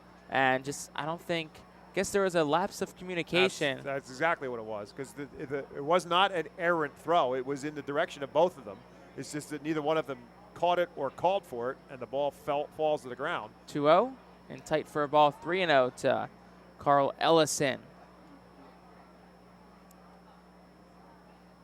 So regardless, Martinez scores. They may have had a chance at a play at the plate if that ball hit the cutoff man. Here's the 3-0, hit in the air out towards right center. That's where the wind's blowing out. Back goes Wilson and Rojas. Wilson's back, he has it, makes a catch at the edge of the warning track. Scoring will be De Los Santos, plenty deep enough on the sac fly, and it's an RBI for Carl Ellison. So that cleans the bases, and obviously both runs will be unearned. As Hendrickson defense leaves him down, the throwing error by Kroon got Martinez on base to begin with, and De Los Santos gets to third base because of the throwing error. Technically will be charged to Rojas. First pitch, and that one hits the batter, Zach Cook. So he's on base for the second time today. That'll swing things back to the top of the lineup, but it's an uncharacteristic inning for Reading because they are a team that, after a slow start defensively to the season, they've really turned it up these last couple of weeks. A .981 fielding percentage for Reading, which ranks tied for second across the Eastern League. And overall this year, this being game number 32, Reading has committed 0 errors in 19 of those games, so more than half. Here's the first pitch, slow roller towards third. Kroon fields up with it, goes across in time. That will retire this side. 2 runs in the inning, came on just 1 hit. There were 2 errors, and 1 man left on base. We'll go to the bottom of the 4th, 4-0 Fisher Cats. Back after this on the Phillies Radio Network. The Louisiana Swamplands. Out here, you're either lunch or you're enjoying it. Make sure you end up on top with the all-powerful lineup of Kia SUVs, like the Telluride, Sportage, and Sorento, equipped with available all-wheel drive, higher ground clearance, and the interior capacity to bring everything you need, so you'll always remain more than a gator's length ahead. Visit your local Kia dealer today to find your next adventure in our ever-capable lineup of SUVs. Kia, movement that inspires. Call 800-3334-KIA for details. Always drive safely. When the Reading Fightin' Phils get hungry, we turn to our team feed partners. Special thanks to Chick-fil-A, Pizza Como USA, Railroad House, Why Missing Restaurant and Bakery, Jersey Mike's Subs, Mimo's Italian Restaurant and Bakery, Subway, and Clean Eats for making sure the Fightin' Phils front office is never hungry on game day. Our staff enjoys delicious meals from our team feed partners. Don't take our word for it. Find out for yourself today. The award-winning Reading Hospital Tower Health Pool Party provides an unforgettable night out with family and friends. Enjoy a baseball game while swimming in the 87-degree heated pool directly behind the right field home run wall. Plus 2.5 hours of all-you-can-eat buffet, photos, and autographs with the crazy hot dog vendor and the Fightin' Phils mascot band. Regular season tickets start at $33 per person for groups of 20 or more. Give us a call today at 610-370-BALL. Bottom of the 4th inning. 4-0 New Hampshire has the lead after 2 more in the top half of the inning. Oliver Dunn will step in to lead things off, working against Paxton Schultz. First pitch, tried to check his swing, was done, couldn't, and it's called for a strike. Dunn, who was at the plate at the end of the 3rd inning when Johan Rojas was thrown out. Here's the 0-1. Down low for a ball, 1-1. Rojas was caught by the catcher, Carl Ellison, trying to swipe second base. So Dunn steps back in, 1-1 count to the lefty. Schultz the righty. Third base side of the rubber he toes. Here's the pitch. Swinging a ground ball foul towards the Fightin's dugout on the right side. Dunn, an infield single in his first at-bat. Also glancing down and seeing 2 fans walking side by side, one in a Larry Bird Celtics jersey, the other in a Sixers Allen Iverson jersey. I think we know which one of those is happy right now. 1-2 swing and a miss from Oliver Dunn. He's down on strikes. The fourth strikeout this afternoon for Paxton Schultz. That'll bring Kroon to the plate. Celtics, of course, a dominating, really second half, third quarter especially, in a blowout victory over the Sixers in Game 7 of the Eastern Conference semifinals. Jason Tatum sets a NBA record with 51 points in a Game 7. First pitch to Kroon on the outside corner for a called strike, 0-1. So we'll definitely see where the Sixers go from here. But the Sixers fell today, Phillies fell today.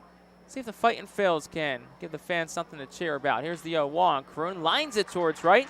It's down for a base hit. Excellent piece of hitting from Matthew Kroon, who just throws his bat at an outside fastball and deposits it into right field. Yeah, the Phils need to try to start to do a little bit more of that right now, especially with the way this wind is going today. Going back to that last inning, the sacrifice fly by Kirk Ellison. That was a routine fly ball that ended up at the warning track thanks to the breeze. Ethan Wilson steps in. He's 1 for 1 today. First pitch. Down low for a ball picked by the catcher Ellison. Counts 1-0. Ethan Wilson with his base hit in the first. Average up to .329 on the season to lead the Fightin' Phils. 5 home runs, 18 RBI. No home runs this week after 3 last week in Hartford. 1-0 pitch. Wilson takes outside for a ball, 2-0. Fastball at 93. It's funny how this game can be. We said about Ethan Wilson being so hot last week and trying to find some hits today. Gets that little squib hit the last time up. Maybe that's the kind of hit that breaks him loose a little bit. 2-0. Wilson, big swing and a miss over an off-speed pitch. Count goes 2-1 as Paxton Schultz pitching a little backwards to Ethan Wilson. Paxton Schultz, the 25-year-old righty, throws over to first. Back in safely of a head-first dive is Kroon. Paxton Schultz with really interesting home road splits. He's 0-3 with a 6.14 ERA at home over 3 starts. He's 1-0 with a 1.93 ERA over 4 starts on the road. Pitch to Wilson is dribbled foul towards the Savage 61 dugout suite on the right side. Count goes to 2-2. Schultz, who picked up his first win of the season in 6 strong innings on Tuesday, open up the series. New Hampshire has the 3-2 edge in the season series, looking to capture the victory with the win today. Reading just 1 series win on the season. That came last week at Hartford. 2-2 to Wilson, the pitch. That one is lined down the right field line. It is down fair, rolls towards the corner. Kroon loses his helmet, doesn't matter. Holt going to third. Get the stop sign from Al Padrique as Ethan Wilson is in the second with a 1-out double. Ethan Wilson, that's double number 6 of the year. And it puts runners on second and third for McCarthy Tatum, 1 out, bottom 4. A little surprised that Al Padrique held up Matthew Kroon, who runs well, but Zach Cook dug it out of the corner very well. He's a very good outfitter. Made a great catch last night in center field. But Al Padrique trying to play the long game here. He needs more than that 1 run. So rather than having Matthew Kroon get potentially thrown out at home, leave him at third base, 2 men on, 1 out, and McCarthy Tatum hopefully can get them both home. No need to push it at this point of the game. Infield will play back with Tatum at the dish. Runners on second and third, 1 out, first pitch. That looked like it was up, but it's called for a strike by home plate umpire Ethan Gorsak. You could tell by Tatum's reaction he was not very fond of that call from Gorsak. And you can tell by Gorsak's reaction he heard it from the Reading dugout. So Tatum now down in the count, 0-1, the pitch. Swings and dribbles it foul, and suddenly he's down 0-2.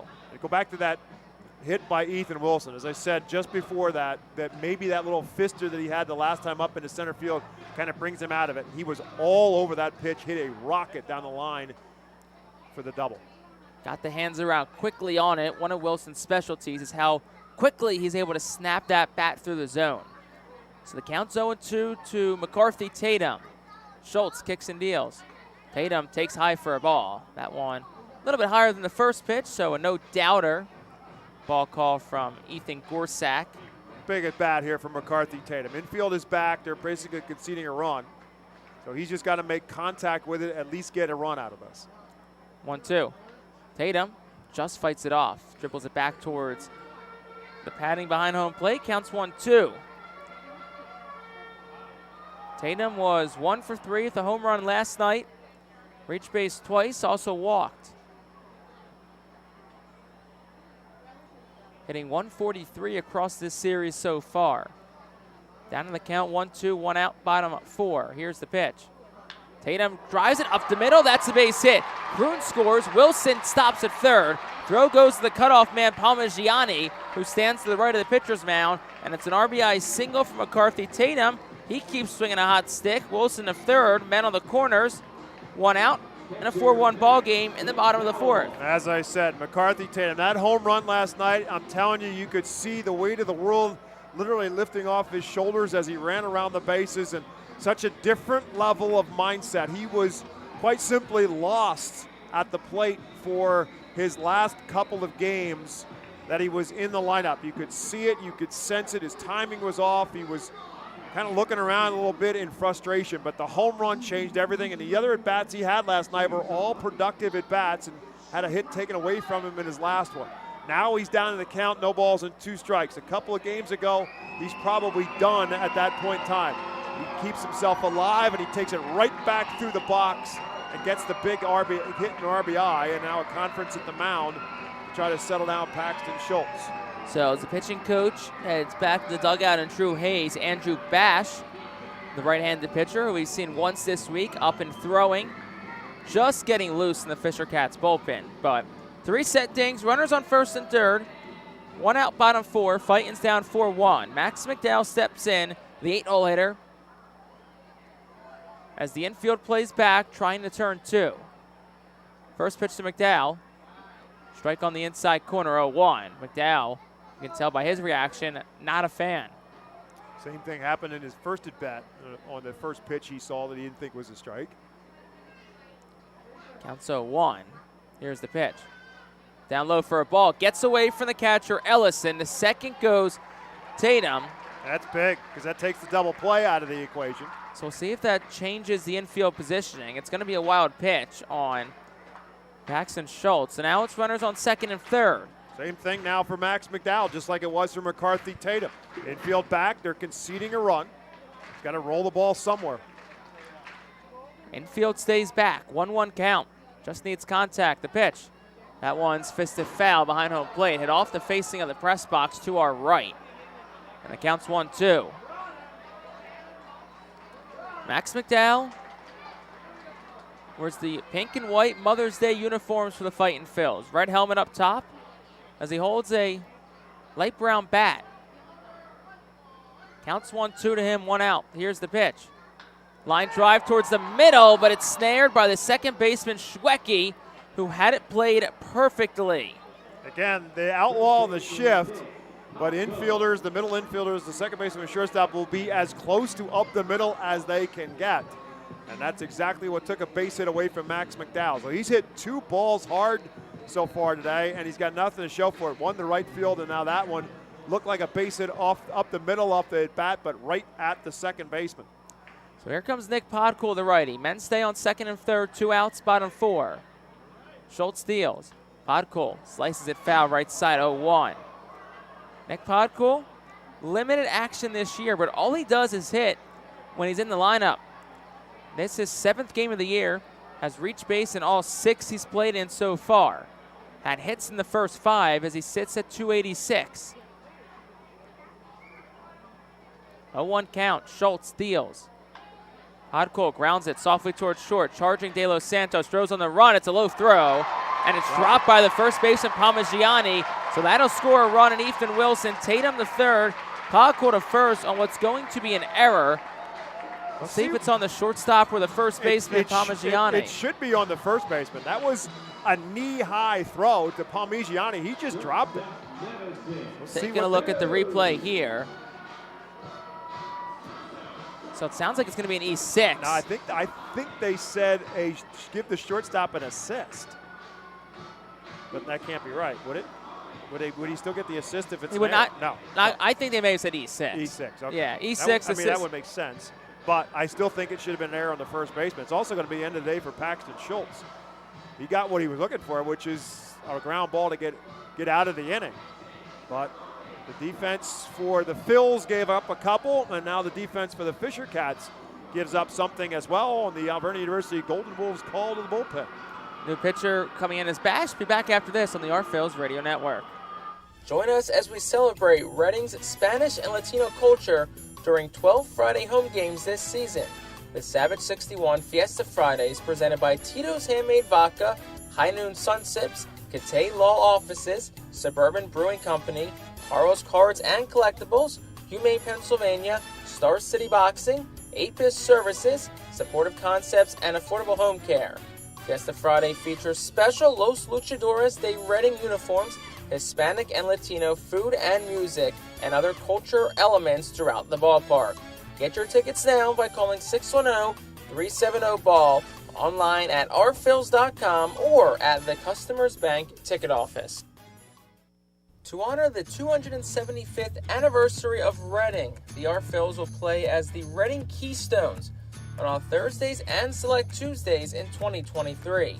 Tuesdays are brought to you by Coatesville VA Medical Center. Join us for 11 Keystone Throwback Thursdays thanks to Burke's Career and Technology Center, H&F Heating and Cooling, and Rip It Baseball Town Charities batting cages. Come celebrate the 275th anniversary of Reading and enjoy some great baseball on Throwback Thursdays in 2023. Get your tickets now by calling 610-370-BALL, online at rphils.com or at the Customers Bank ticket office. Let's go to the bullpen for New Hampshire. Is brought to you by Alvernia University. Step into your future with the Alvernia University Golden Wolves. It's Andrew Bash in for the 8th time this year. We'll have his numbers in a moment as Madison Stokes steps in. Men on the corners, 2 out, spot on 4. First pitch, in tight for ball 1-0. 4-2, Fightin's trail. Bash's 8th game of the year. No decisions, a 3.46 ERA. 7 walks, 15 strikeouts, over 13 innings pitched. Did pitch in Wednesday's game 2. The Phils touched him for a couple runs. 1-0 is outside for a ball 2-0. Pitched 3 innings in Wednesday's 6-5 Reading win. And actually ended up giving up 2 runs on 6 hits. 2-0 count now to Madison Stokes with 2 outs, the leadoff hitter. Ground ball foul towards the Fisher Cats dugout on the left side. Count goes 2-1. Madison Stokes 0 for 2 today, a ground out and a strikeout. I just want to make a correction. We did get the official verdict on that throw by De Los Santos. It was an error on Palmigiani, the first baseman, who dropped the throw. So the shortstop does get the assist. The first baseman does get the error. 2-1 pitch misses outside for a ball of 3-1. It's also not an RBI for Podkul, because it would have been the 3rd out of the inning. Now it's hitters count to Madison Stokes. 3-1, 2 outs, bottom 4. 4-2, New Hampshire leads. Reading 2 in the inning, looking for more. Here's the pitch. Swinging a foul tip. Count goes to 3-2. Bash, 26-year-old right-hander, originally from Rancho Mirage, California. Released by the California Angels in May of 2020 and signed by the Blue Jays. Runners will be off. 3-2 count. Bash kicks and deals. That one's grounded foul as Podkul retreats to first. Tatum on third. No one behind him, so he'll stay put. But obviously, any sort of base hit would score him regardless. Stokes, a .284 hitter. Has driven in 4 on the season so far. Has spent a lot of time recently in the leadoff spot since Rojas moved to the 3-hole. 3-2 again. Pitch. On the outside corner, called strike 3. Stokes not happy with the call from Ethan Gorsak. And that will retire the side in the 4th. Fightins, though, they do get 2 runs. They do it on 3 hits. There was an error and a couple of runners left on base. We go to the 5th, 4-2 Fisher Cats on the Our Phils Radio Network. Join us as we celebrate Reading's Spanish and Latino culture during 12 Friday home games this season. The Savage 61 Fiesta Fridays presented by Tito's Handmade Vodka, High Noon Sun Sips, Catay Law Offices, Suburban Brewing Company, Carl's Cards and Collectibles, Humane Pennsylvania, Star City Boxing, Apis Services, Supportive Concepts, and Affordable Home Care. Fiesta Friday features special Los Luchadores de Reading uniforms, Hispanic and Latino food and music, and other culture elements throughout the ballpark. Get your tickets now by calling 610-370-BALL, online at rphils.com or at the Customers Bank ticket office. To honor the 275th anniversary of Reading, the Phillies will play as the Reading Keystones on all Thursdays and select Tuesdays in 2023. Tuesdays are brought to you by Coatesville VA Medical Center. Join us for 11 Keystone Throwback Thursdays thanks to Burke's Career and Technology Center, H&F Heating and Cooling, and Rip It Baseball Town Charities batting cages. Come celebrate the 275th anniversary of Reading and enjoy some great baseball on Throwback Thursdays in 2023. Get your tickets now by calling 610-370-BALL, online at rphils.com or at the Customers Bank ticket office. So the Phillies cut the deficit in half. It's 4-2 Fisher Cats as we move to the fifth. Jake Starr, Bob McCool, thank you so much for joining us once again today in Game 6 of 6 this week against the Fisher Cats. 2-3-4 due up for New Hampshire. Dylan Rock leads off the righty against the southpaw for Reading and Josh Hendrickson. First pitch home. Rock fouls it back, counts 0-1. Dylan Rock 2 for 2 today. Single and a 2-run home run in the third. Hit that home run into the Redners Event Center. Here's the pitch. On the inside corner for a called strike 0-2. Bullpen remains empty for the Fightin' Phils. Josh Hendrickson at 60 pitches so far. Here's the 0-2. Fly ball hit towards right center again. Back goes Rojas, then curls in. Hova read on it and makes the catch for out number 1. And instinctually with that air up there, the right read by Johan Rojas, which is to go back on it. The ball hit in the air, but once he realized exactly how deep it was, he ended up being able to come back in on it. So kind of a circle route for Johan Rojas, who does cover an awful lot of green grass in center field. Damiano Palmigiani steps in. First pitch from Hendrickson to him is a fly ball hitting the right side of the infield foul territory. Podkul speeds over, but it'll land just out of his reach in foul territory on the right side, 0-1. So the line on Paxton Schultz is 3 2/3 innings. He gave up 5 hits, 2 runs, only 1 of them earned, a walk and 4 strikeouts. So not quite as effective as he was in Tuesday's season opener. But as of right now, anyhow, he would be still in line for the win. Or no, he would not. We're only in the 5th inning, so he would not be in line for the win. Here's the 0-1 pitch. Swing and a miss over a nice off-speed pitch from Hendrickson. Palmigiani swung right over it. Counts 0-2. Palmigiani 0 for 2 today. Couple of fly balls, 1 to center, 1 to left. Here's the 0-2. Down low for a ball, 1-2.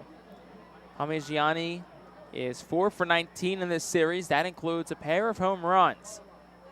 Hits in his last 2, but he's hitless today. 1-2. Fly ball hit towards right. Wilson started in, races back at the track, at the wall, and it hits the top of the wall. Wilson has to race for it well in front of him, and the second goes Palmigiani. Whole stop there. So that's a hit in 3 straight games for him, and it's a 1-out double for Will Robertson. So Palmigiani's glove doing a little bit of damage in this game. He's got 2 errors in the game. And now trying to make up for it a little bit with the bat. Again, same thing. That was not that well hit off the bat, but up in the jet stream, it just kept sailing and eventually sails over Ethan Wilson's head. Fortunately for the Phils, it's not high enough to get out of here. It hits off the top of the fence. Here is Will Robertson. First pitch to him is a breaking pitch. That's fouled to the right side. So 0-1 count, 1 out to Robertson. Top of the 5th. Runner on second is Damiano Palmigiani. 4-2, Fisher Cats have the lead. It's a lefty-on-lefty matchup between Hendrickson and Robertson. Hendrickson a long stare home to his catcher Max McDowell. Gets a sign he likes and comes set. Here's the pitch. Down low for a ball as McDowell blocks it. Counts 1-1. Robertson 0 for 2 today. Couple of ground balls, one being a double play in the first.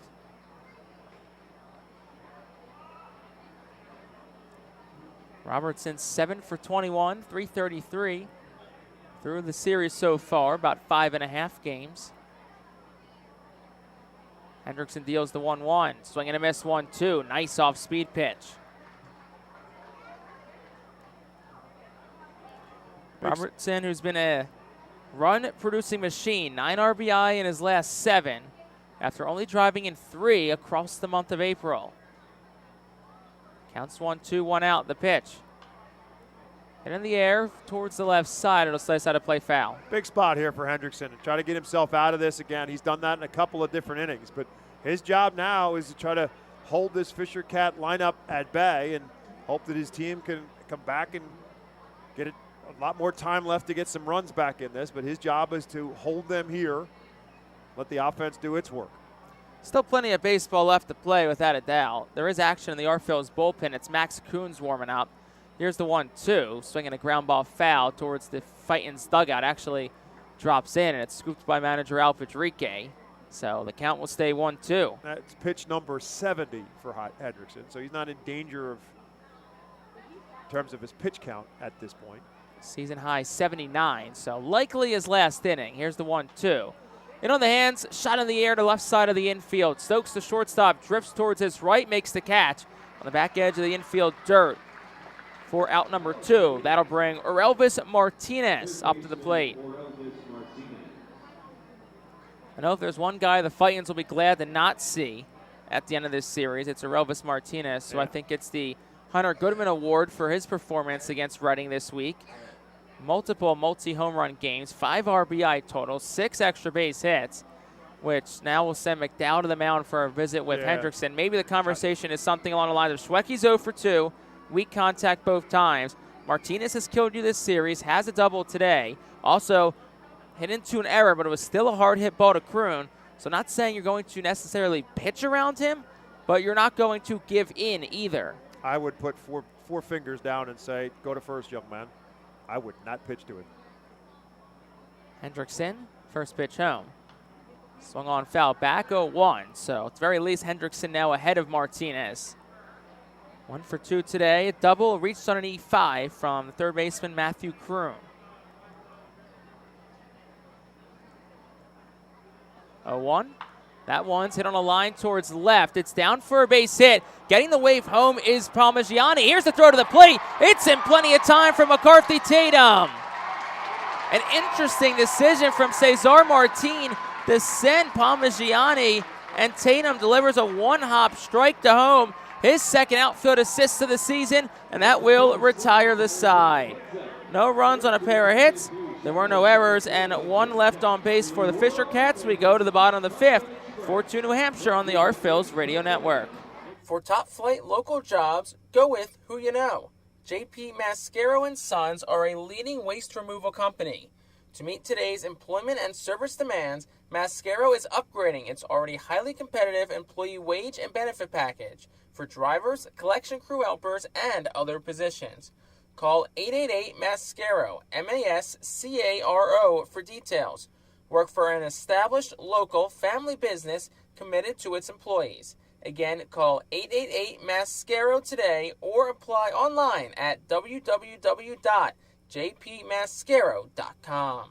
Cornwall Manor is an active senior living community on a 190-acre wooded campus in Cornwall, Lebanon County. The community offers independence and opportunities for wellness and fitness, as well as educational and musical programs, and the peace of mind of having convenient health care on site. Cornwall Manor offers a range of residential choices from apartments to homes. Prospective residents are welcome to visit us for lunch and have a chance to learn more about the community. More information is available online at cornwallmanor.org. Cornwall Manor, celebrating 70 years of senior living.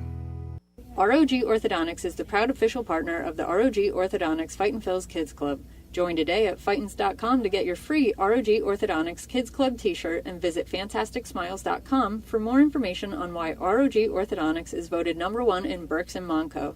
ROG Orthodontics and the Fightin' Phil's, 2 great hometown partners. We surpassed the midway point of this finale on this Sunday afternoon turned evening between the Fightins and the Fisher Cats. Bottom of the 5th, 4-2, New Hampshire has the lead. Jake Starr, Bob McCool, thanks for joining us all week long on the Phillies Radio Network. The defense not at its best so far today, but the Phils end that inning with some good defense and a great throw by McCarthy Tatum and a really First pitch to De La Cruz, big swing and a miss, 0-1. Very questionable decision on the part of Cesar Martin to send the runner in that spot, and he was out by a lot. 2-3-4, due up for the Fightins. 0-1 to De La Cruz is another swing and a miss, 0-2, as Andrew Bash goes back-to-back off-speed pitches to De La Cruz. Carlos, 0 for 1 today, did walk back in the first. Here's the 0-2. Swing and a miss, and he's down on 3 straight strikes. That'll bring Johan Rojas up to the dish, who's still searching for his first hit since missing a couple of games earlier this week. For those just joining us, Johan Rojas rolled his ankle in Wednesday's game, left the game early, so missed Thursday and Friday. Came back last night and was 0 for 4 with a strikeout. Rojas steps into the box. Working against Andrew Bash. It's a righty-on-righty matchup. First pitch home. Rojas takes outside for a ball 1-0, but prior to getting hurt, Rojas swinging a hot bat, .419 over his last 10 games, including hitting over .500 last week. 1-0. On the outside corner for a called strike, 1-1. Max Coons continue to throw in the Phil's bullpen. New Hampshire's bullpen is quiet. This looks like Coons will get the 6 most likely. Pitch to Rojas outside for a ball, 2-1. Rojas, 289 on the season, a pair of home runs, 15 runs driven in. Up in the count, 2-1, the pitch. Underneath it, hit in the air, mile high towards shallow left. In comes Robertson. Baroa, the center fielder, will make the call on the catch in shallow left center for out number 2 on the pop fly. And that'll bring tonight's Sheets RBI guy to the plate, and Oliver Dunn. Oliver Dunn, 1 for 2 this afternoon. Single in the first to extend his on-base streak to a season-high 9. Also struck out in the 4th. He led off the 2-run 4th inning. First pitch to him is in there for a called strike, 0-1. Following tonight, Reading will hit the road and head to Somerset for 6 games Tuesday through Sunday against the Patriots. Here's the 0-1. Dunn grounded sharply to second, down to Aeneas Schwecke, throws the first in time. So for the first time today, 3 up, 3 down. Go the Fightin' Phils. We move to the 6-4-2 Fisher Cats on the Phils Radio Network. Cornwall Manor is an active senior living community on a 190-acre wooded campus in Cornwall, Lebanon County. The community offers independence and opportunities for wellness and fitness, as well as educational and musical programs, and the peace of mind of having convenient health care on site. Cornwall Manor offers a range of residential choices from apartments to homes. Prospective residents are welcome to visit us for lunch and have a chance to learn more about the community. More information is available online at cornwallmanor.org. Cornwall Manor, celebrating 70 years of senior living. Our Phils fans can continue to expect great performances all season long on the Burke's Commercial Roofing stage. It's the home of great local talent, including the Our Phils mascot band. Burke's Commercial Roofing prides itself on being a locally owned and operated company that puts an emphasis on customer service. They provide free on-site estimates and can handle any size repair, restoration, or replacement. Visit burkscommercialroofing.com or call 610-717-3949 for more information. And don't forget to sit back, relax, and enjoy the show at the Burke's Commercial Roofing stage at America's Classic Ballpark. To enjoy a perfectly crafted 1893 from the makers of Pepsi Cola, you must first appreciate its carefully selected ingredients. A dash of cola nut extract, a hint of real sugar, a splash of sparkling water, and a generous amount of attractive spokesperson. Trust me, I'm gorgeous. Cheers to 1893 boldly blended colas, a delicious balancing act of premium ingredients from the makers of Pepsi Cola. We move to the 6. It is a 4-2 Fisher Cats lead, and a new arm is on the mound For the Fightin' Phils, in relief of Josh Hendrickson, it is Max Coons making his 11th appearance of the year. 0-2, 8 2/3 innings pitched, 13 strikeouts, 8 walks, also a trifecta of saves. And the first batter he gets is Trevor Schwecke for New Hampshire as 6-7-8 due up in the 6th. Coons will come set at the letters. The righty kicks and deals. First pitch is a slider down and away for a ball, 1-0. Max, originally from Parker, Colorado, 28-year-old right-hander. Great story. Was pitching independent baseball for the last couple of years. Had kind of assumed the closer role, if you will, for the Phils early 1-0 is a line drive hit towards the middle, and Stokes will make the catch as him and Dunn were converging, but good communication between the middle infield tandem. And that'll bring Luis de los Santos to the plate. Fortunately, Coons has struggled a little bit in the last couple of outings, and would appear as if, based on the way things have evolved over the course of this series and the end of the last series, that Brett Schultz has kind of assumed that spot in Al Padrique's bullpen. First pitch of De Los Santos. Just misses inside for a ball. Fastball at 94 from Max Coons, who works against De Los Santos, 1 for 2 tonight. 1-0 pitch. On the outside corner, Fur called strike 1-1. 15 minutes shy of 7 o'clock here in Reading. This game about an hour and 30 minutes old. Last night we played in 2 hours and 7 minutes, 1-1. Outside for a ball, 2-1. That's where Coons had been missing, and that's what's gotten him into the troubles of late, that he was missing wide and considerably wide on a number of pitches. Here's the pitch. Down low for a ball, 3-1. Also, closed the book on Josh Hendrickson. 5 innings, 7 hits, 4 runs, just 2 earned. A walk and a strikeout. Obviously, a couple of errors by Reading hampered that line a little bit, but still a solid 5 innings from Hendrickson. 3-1 is down for a ball. De Los Santos works a walk on 5 pitches. That'll bring Carl Ellison up to the plate. Like I said, that's been the issue for Coons, that he's gotten himself into some trouble with some wildness and putting runners on base and giving up some inopportune hits, but the walks and the control issues have been the problem for Max of late. Carl Ellison steps in. He's 0 for 1 today. Also a sac fly in the 4th to score a run. First pitch to him. On the outside corner, Fur called strike 0-1. Ellison was promoted from High A Vancouver to Double A New Hampshire this week, so embarked on what was probably about a 6.5-hour flight from the west side of Canada to New England. 0-1, runner goes, pitches a ball, throw from McDowell's knees, a bit offline. Pulls Dunn, the second baseman, off the bag. That's a stolen base for De Los Santos. That's De Los Santos' 3rd stolen base of the season. So he stands on second with 1 out and a 1-1 count, as that last pitch was a ball, low and away.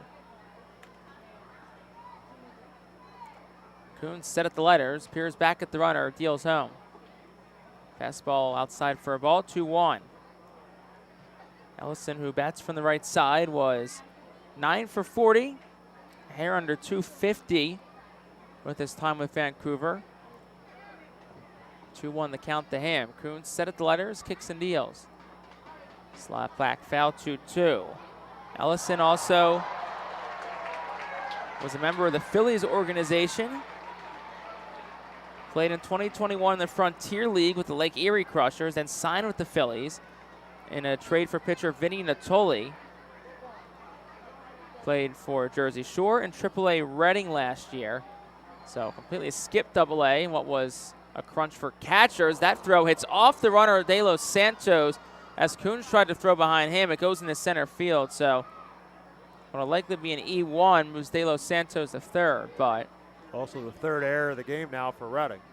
So puts a man on third. Reading will bring the infield up, but so yes, Ellison was familiar with this Phillies organization before being traded. Ray Ricker, the position coach, but also works with the catchers for the Fightin' Phils, was close with Ellison as the two worked closely together. 2-2. Down low for a ball, runs the count full. 3-2 count, 1 out, top of the 6th, 4-2. Fisher Cats have the lead. Infield plays up, outfield, normal depth straight away. Ellison looking to drive in a run. Already has 1 sac fly today. 3-2 pitch. Ground ball towards first. Backhanded by the first baseman Podcool. Throws home. It is not in time. The throw beat him there, but it was on the first base side of the plate. So McDowell had to then swing back and try and get a tag down on De Los Santos. He couldn't. So it's a fielder's choice that allows the run to score. And it's 5-2 Fisher Cats in the 6th. And Podcool probably should have made the play and got the out at first. But again, he was playing up, but the ball to his left kind of spun him in the opposite direction of the throw home. And then the throw on the opposite side as well for the plate. McDowell had to almost make a sweep tag, and good speed by De Los Santos got there. So Fisher Cats by 3, cooked the 9-man up. Here's the first pitch to him. That one's driven in the air towards left center. Rojas goes back, looks up, and it is gone. Just in front of the scoreboard. A 2-run home run for Zach Cook. That's his 2nd home run of the season. And the Fisher Cats put up another crooked number in the series. It's now 7-2 New Hampshire in the top of the 6th inning. And the troubles continue for Max Coons. Again, started out fine. Got the infield pop-up, but then the walk. Stolen base because he really wasn't paying attention. The runner gave his catcher no shot. Then the errant pickoff attempt, throws it into center field. And now the 2-run home run. Now it's been the trouble that Coons has run into now over the course of the last couple of weeks after getting the season off to an outstanding start. Leadoff man Stuart Baroa up for the 4th time tonight. First pitch to him is a breaking pitch that dives inside of the lefty, 1-0. Baroa 0 for 2 tonight, a walk, ground out, and a strikeout. Here's the 1-0. And tight for a ball, counts 2-0. Bases are clear. So too is the bullpen right now. This is Max Coons' inning. 1 out in the frame. 7-2 Fisher Cats lead. Here's the pitch. Swing and a miss. Count goes to 2-1. Also, the 5 other games across the Eastern League, all final today. Akron beat Altoona 4-2. Harrisburg an 8-0 win over Bowie. Bowie really struggling, 9-22. Pitches inside for a ball, 3-1. Portland beat Reading's opponent next week, Somerset 3-1. Also action in the R-Phil's bullpen now. Matt Seelinger just got up. Just as soon as I said that this is his inning, that quickly, Matt Seelinger just gets up in the Phil's bullpen. 3-1 count. Coons deals. Ground ball towards second. Dunn charges on the run. Sets himself, throws the first in time. 2 away. To finish our look around the Eastern League, we said Portland beats Somerset in a battle between the top 2 teams in the Northeast Division. Binghamton a 9-2 win over Hartford. Richmond a 7-3 win over Erie. So you look at the standings, a lot of separation in the R-Phil's division, the Northeast. Portland and Somerset kind of have a bit of a stronghold in the top 2 spots. Hartford, New Hampshire, Binghamton, and more Hartford, New Hampshire kind of anchor the middle. First pitch to Rock is in there for a called strike 0-1. Binghamton, Reading towards the bottom. And then 1 through 5 in the Southwest. Erie, Richmond, Altoona, Harrisburg, and Akron, all within a game and a half of each other. Here's the 0-1. That's lined out towards center. Rojas barely had the move, makes the catch. And that will retire the side. And then Bowie sits all alone in last place, 8 games back of first place Erie. So Fisher Cats get 3 in the inning. They do it on just 1 hit. There was an error, and nobody left on base. We go to the bottom of the 6th, 7-2. Fisher Cats lead on the R-Phil's radio network.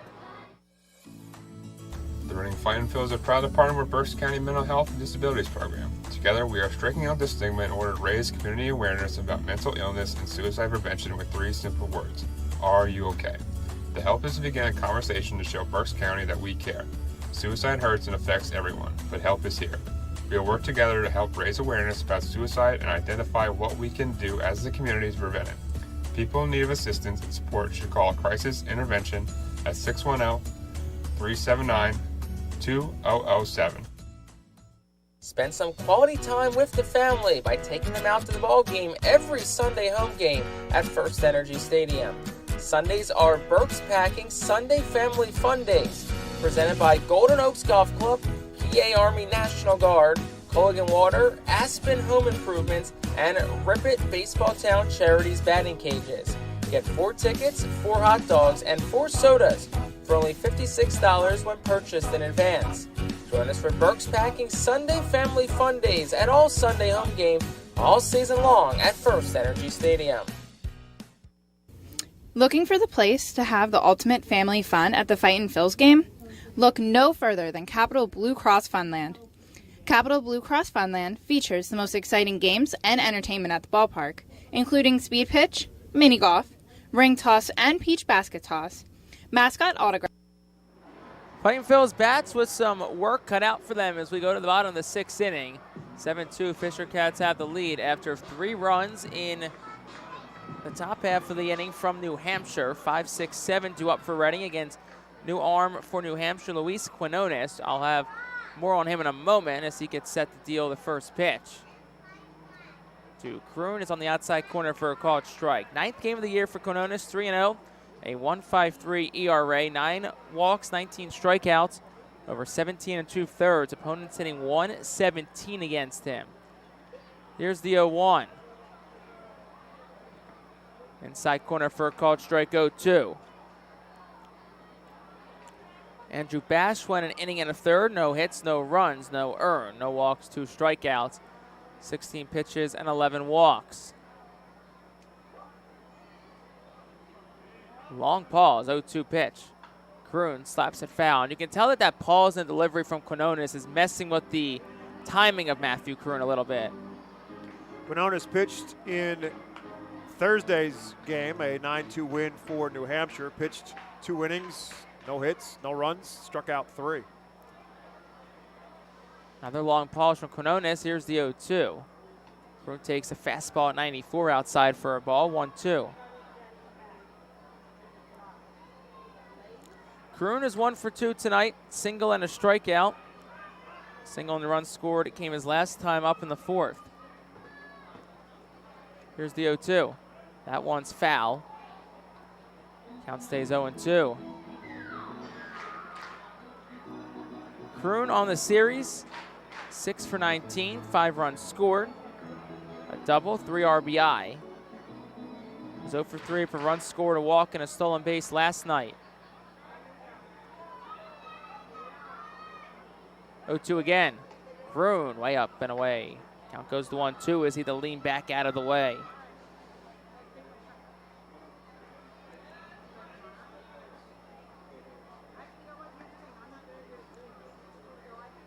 One-two count to Kroon, who bats from the right side. Here's the pitch.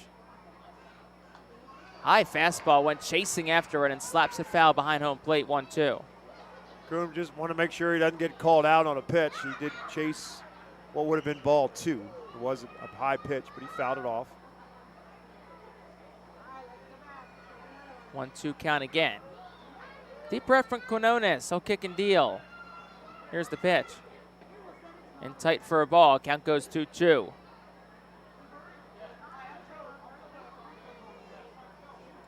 Ethan Wilson awaits on deck. Fightin' Phils have 4 innings to work with, 12 outs. As Kroon stepped out and called time. The 1 timeout you're allowed per inning. Under the pace of play rules put in place by minor and now Major League Baseball. 2-2 count. Here's the pitch. Kroon takes it inside for a ball, 3-2. Working a strong at bat. Actually, that was ball 4. Scoreboard read 2-2. That's ball 4 to Matthew Kroon. He works a walk.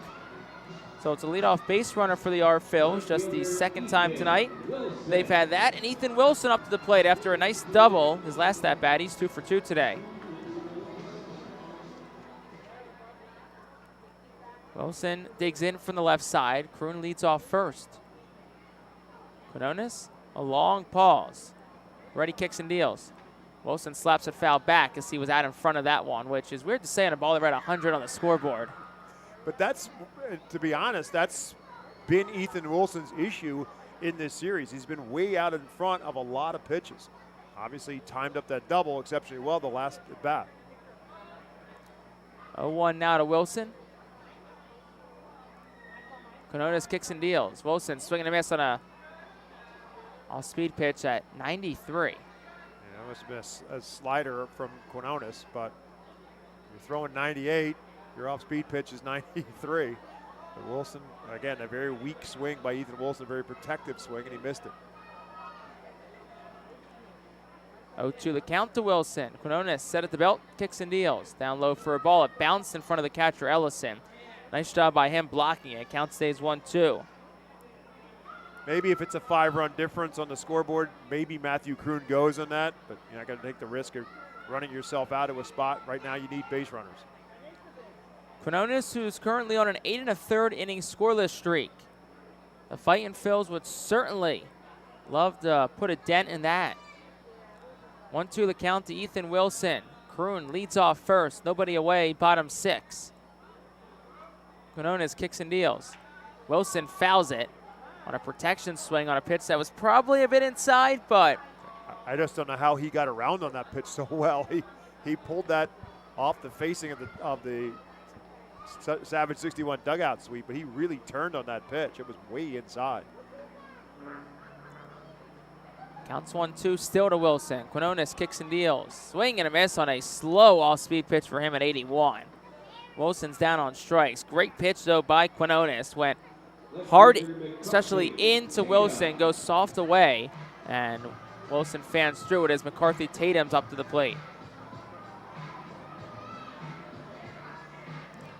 Tatum 1 for 2 today.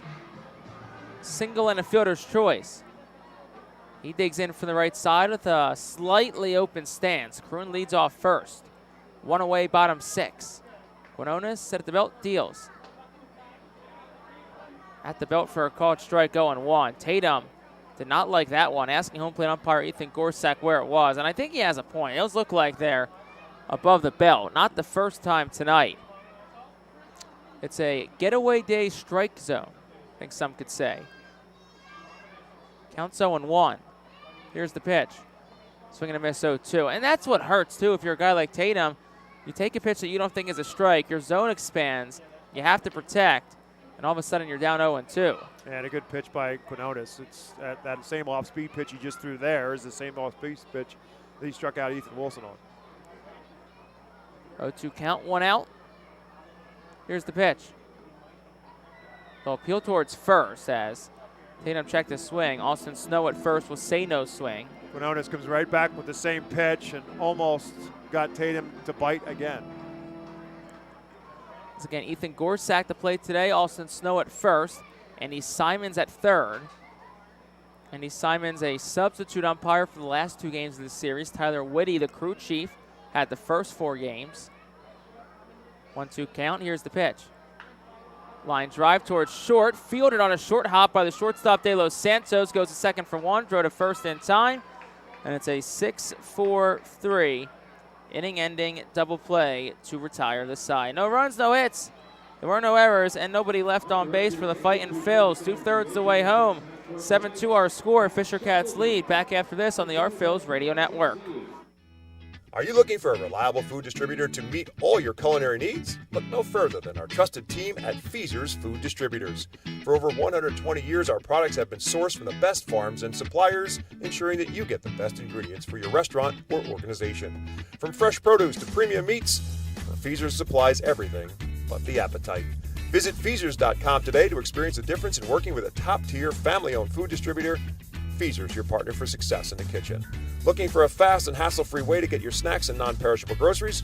Look no further than FeasersDirect.com. With just a few clicks, discover the convenience of having your culinary essentials ready for a pickup at our headquarters in Harrisburg. Empowering communities one relationship at a time is our commitment at Tompkins. Our customers have thrived thanks to our focus on local lending and their commitment to the customers they serve. They do a great job. Everything for us, from our banking, our insurance, to our wealth management. Tompkins has always been there for us. We see a long relationship with Tompkins. They're good people. Tompkins, banking, insurance, wealth. Member FDIC Equal Housing Lender. Investment and insurance products are not FDIC insured, not bank guaranteed, and may lose value. Be the first to know everything about your Red and Fightin' Phils by signing up for the Baseball Town Insider email newsletter. Once you become a Baseball Town Insider, you will receive breaking news about Fightin's promotions, including giveaways and guest appearances, special events, exclusive offers, and discounts on tickets and merchandise, just for being a Baseball Town Insider. Visit Fightin.com to sign up for this free email newsletter. Baseball Town Insider. Stay in the loop and become a member today. Top of the 7th inning brings us now Vernon University Golden Wolves call to the bullpen. So as the Fightins do on the field, we'll do the same up here. Make the call to Bob McCool to take over on play-by-play. Matt Seelinger will take over for the Phils. A 28-year-old right-hander just activated by the Phillies earlier in this series. Was in Clearwater in extended spring training. Pitched in Reading last year, 45 games, 1 start.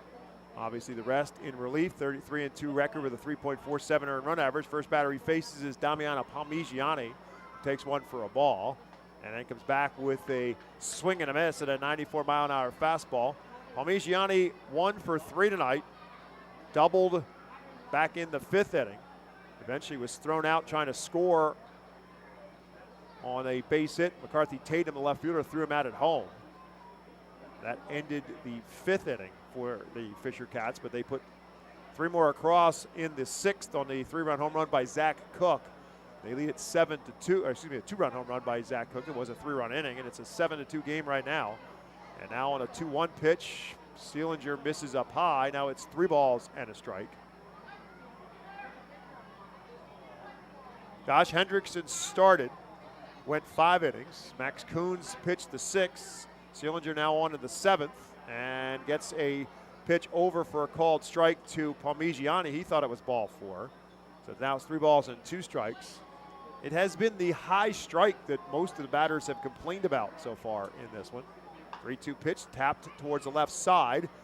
Madison Stokes, the shortstop, will make the play and make the throw in time for out number 1. First out recorded here in the 7th. Reminder, more baseball here in Baseball Town tomorrow night. Fightins will be on the road to Somerset, New Jersey to take on the Patriots, but the Baseball Town High School Baseball Championship game will be played here at FirstEnergy Stadium. 6:05 will be the first pitch. It'll be the Governor Mifflin Mustangs and the Wilson Bulldogs. The 2023 Berks County Championship, the Baseball Town High School Baseball Championship game right here in Baseball Town tomorrow night, 6 o'clock. So come on out and watch the 2 best teams in Berks County going head-to-head for one another against one another for the county championship here at FirstEnergy Stadium. First pitch to Will Robertson is inside for a ball. The second one, he now complains with Ethan Gorsak about that high strike as well. Strike at the letters, and now the count is even at 1 ball and 1 strike. Robertson 0 for 3 on the day. 7-2 Cats on top. This one rolled towards second baseman Oliver Dunn. He'll wait for it. He'll make the throw in plenty of time for out number 2 here in the 7th. Again, tomorrow's Baseball Town High School Baseball Championship game. The concession stands will be open, so want to come on out, enjoy the baseball game, enjoy some concessions as well. If you cannot make it out, we will have the call of the game for you here on our Reading Fightin' Phil's Facebook and YouTube pages. Governor Mifflin and Wilson for the county championship. 2 down now for Arelvis Martinez, who takes one for a called strike. Martinez has been on base all 3 times today. Single, a double, and was also safe on an error, scored a run.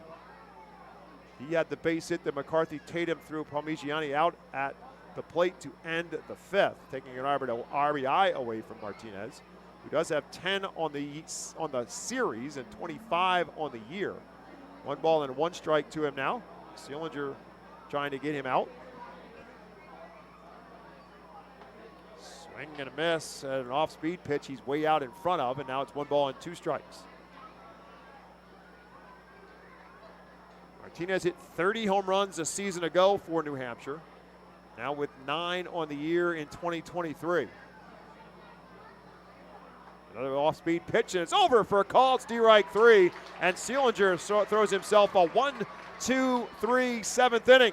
7th inning stretch time at FirstEnergy Stadium. When we come back to Baseball Town, it's the score of the Fisher Cats 7, the Fightins 2. Nursing home neglect is a serious problem. If you or a loved one has suffered from bed sores obtained in a nursing home or a fall down in a nursing home resulting in a fracture, our friends at Swartz-Culleton can help. Call the attorneys at Swartz-Culleton for a free consultation. Their phone number is 1-800-JUSTICE. That's 1-800-587-8423. Once again, call 1-800-JUSTICE today. Swartz-Culleton is a proud sponsor of the Reading Fightin' Phils. International Fireworks is the official fireworks provider of the Phillies. International Fireworks shoots every fireworks show throughout the season, including 8 Mega Blast fireworks shows. International Fireworks also provides the pregame fireworks after the national anthem at each game. International Fireworks has a nearby retail store in Douglasville, Pennsylvania, where you can purchase all of your fireworks. Visit fireworksoreus.com for more information about the International Fireworks retail store in Douglasville. Thanks again to International Fireworks, the official fireworks provider of the Phillies. There's a weekend in July where the baseball world revolves around a village in upstate New York. Baseball Hall of Fame induction weekend in Cooperstown is an unforgettable experience filled with family-friendly activities and priceless moments. Make your plans today for July 21st through the 24th for the induction of Fred McGriff and Scott Rowland as the class of 2023. Visit baseballhall.org today for the entire schedule. See you in Cooperstown, where the journey becomes legend. Luis Quinones will remain on the mound for the Fisher Cats after pitching a clean inning in the 6th. Didn't walk a batter, but ended it with a double play. And so Max McDowell will lead it off for the Fightins here at the bottom of the 7th. Presented to you by Swartz-Culleton, PC. If your loved one has been injured, get justice. Call Swartz-Culleton today at 1-800-JUSTICE. Max McDowell looking for a little justice. He's hit 2 balls hard today and has nothing to show for it. As he stands in, it takes one for a called strike. A line drive to the right fielder, Zach Cook. His first time up, and a line drive back through the box. It was taken away by the second baseman, Trevor Schwecke. Took an RBI away from him his last time up. So now he's 0 for 2. And the batting average now down to 228 on the season. Count now even to him at 1-1 as Quinones misses the second one outside.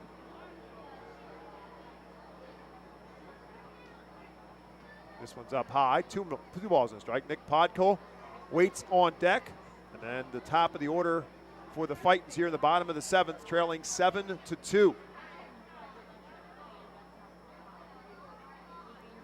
2-1 pitch now to McDowell. Lifted straight up in the air. Parmigiani trying to chase after it. And eventually Carl Ellison could not get the mask off and find it, but didn't matter as it falls out of play. So the count now even at 2 balls and 2 strikes. Yeah, wind coming in, so that one probably got up and the wind grabbed it and pulled it out of play. 2 balls and 2 strikes now to Max McDowell leading off the bottom of the 7th. Swing and a miss, strike 3. Second strikeout now for Quinones since coming in, and 1 down here in the 7th. Quinones has looked good, and it's one of the best pitchers out of their bullpen as well. Had a strong outing against Reading on Thursday. 3 strikeouts over 2 innings. Already has a pair of strikeouts through an inning and a third so far. Was called up at the end of April to AAA Buffalo and then sent back down to New Hampshire after about a week with the AAA team as he faces Nick Podkol now. Podkol 0 for 2 on the day. Struck out safe on an error back in the 4th inning. On a ground ball to the shortstop, but that was dropped by Parmigiani at first base. Allowed a run to score. This one driven into left field, but hooking foul. Podkol all over that pitch, but he hooks it over onto the deckhead awning down in the left field corner for a foul. It's 1 ball and 1 strike. Good crowd on hand on a Mother's Day. All ladies coming to the ballpark tonight receiving a pink hat. Fightin' Phil's wearing the pink jerseys. 1-1 pitch to Podkol's way up high, and it's 2 balls and a strike.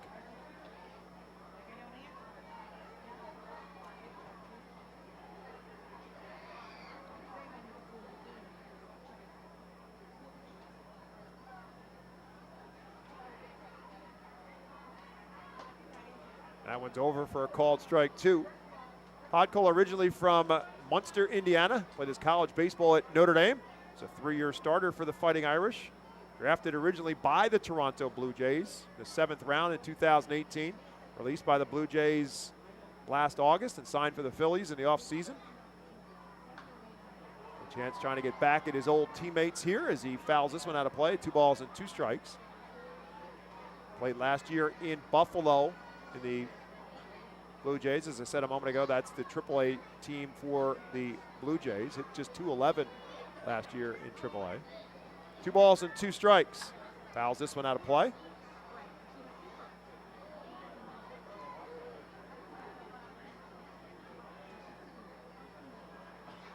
Played the 2021 season for the Fisher Cats and for Cesar Martin, who is now in his 3rd season with the Fisher Cats.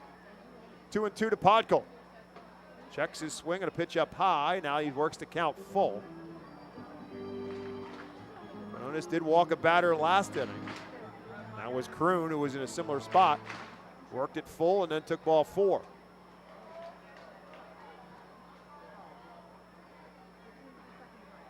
Podkul drives one into left field. Robertson back, looks up and says goodbye as Nick Podkul plants one on the Seidel Auto Group deck in left field, and the Fightins get one more back. Nick Podkul doesn't play a whole lot, but like we said, always finds a way to make his impact. 2nd home run of this season in as many weeks. We'll take a look at the replay here. This breaking pitch and hung right over the heart of the plate. He made him pay. That's got to feel good for a guy, like I said, got released by the Blue Jays after last season. Here's a chance to say, here, take that, as he plants one on the deck. Now a 7-3 game and a top of the order for Madison Stokes. Gives the fans here at FirstEnergy Stadium a chance to get loud and make some noise as Stokes steps in. Madison 0 for 3 on the night. Back-to-back strikeouts his last 2 times up.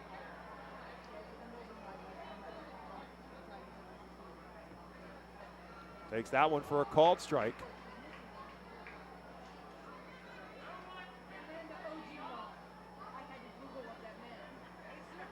Carlos De La Cruz in the on-deck circle. Called strike 3 for Stokes. So Quinones comes with 3 straight strikes, and Stokes strikes out for the third time in this game. That's 3 strikeouts now for Quinones, 2 down in the 7th. Look, this game is far from over. Fightin's only down by 4. They're getting base runners today, too. So, look, you get one more run in the 7th. I know there's 2 outs, but you get one more run in the 7th, and 3-run game going in the 8th. You know, you feel decent about that.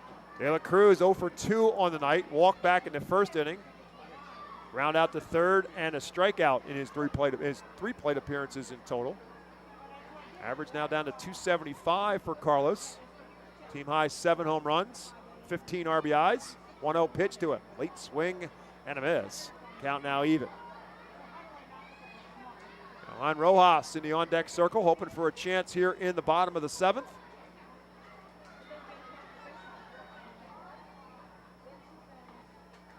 This one's fouled out of play. Now Quinones trying to put away De La Cruz as he gets him into a 1-2 spot.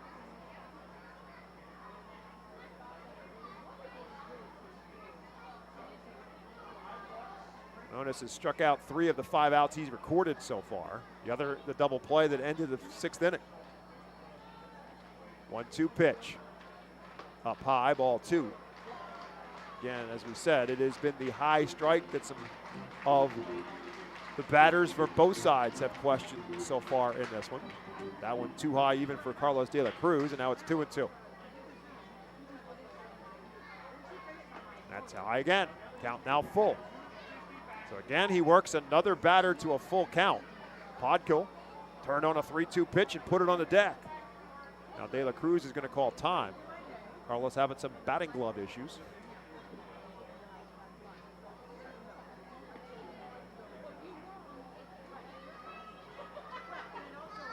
Now equipment is set.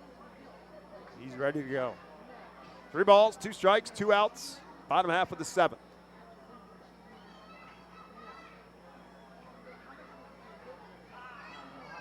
Swing and a miss, strike 3.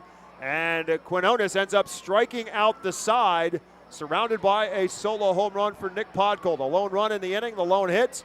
and no one left.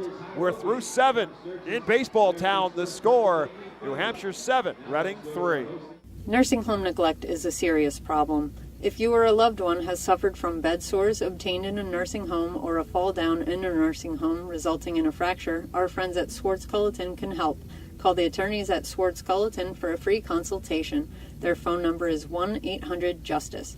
That's 1-800-587-8423. Once again, call 1-800-JUSTICE today. Swartz-Culleton is a proud sponsor of the Reading Fightin' Phils. Celebrate the history of our national pastime at the National Baseball Hall of Fame and Museum in Cooperstown. See priceless treasures that'll bring your baseball memories to life. Connect with events that have shaped and changed the game and our country. Our stories to tell, your memories to share. Plan your visit today at baseballhall.org.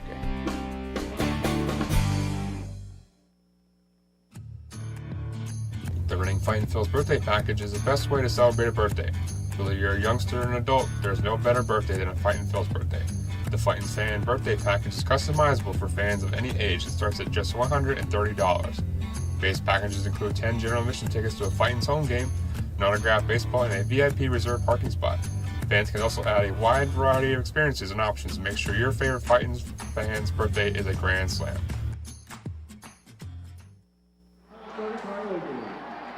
Welcome back to America's classic ballpark, and the Reading Fightin' Phils trailing the New Hampshire Fisher Cats 7-3.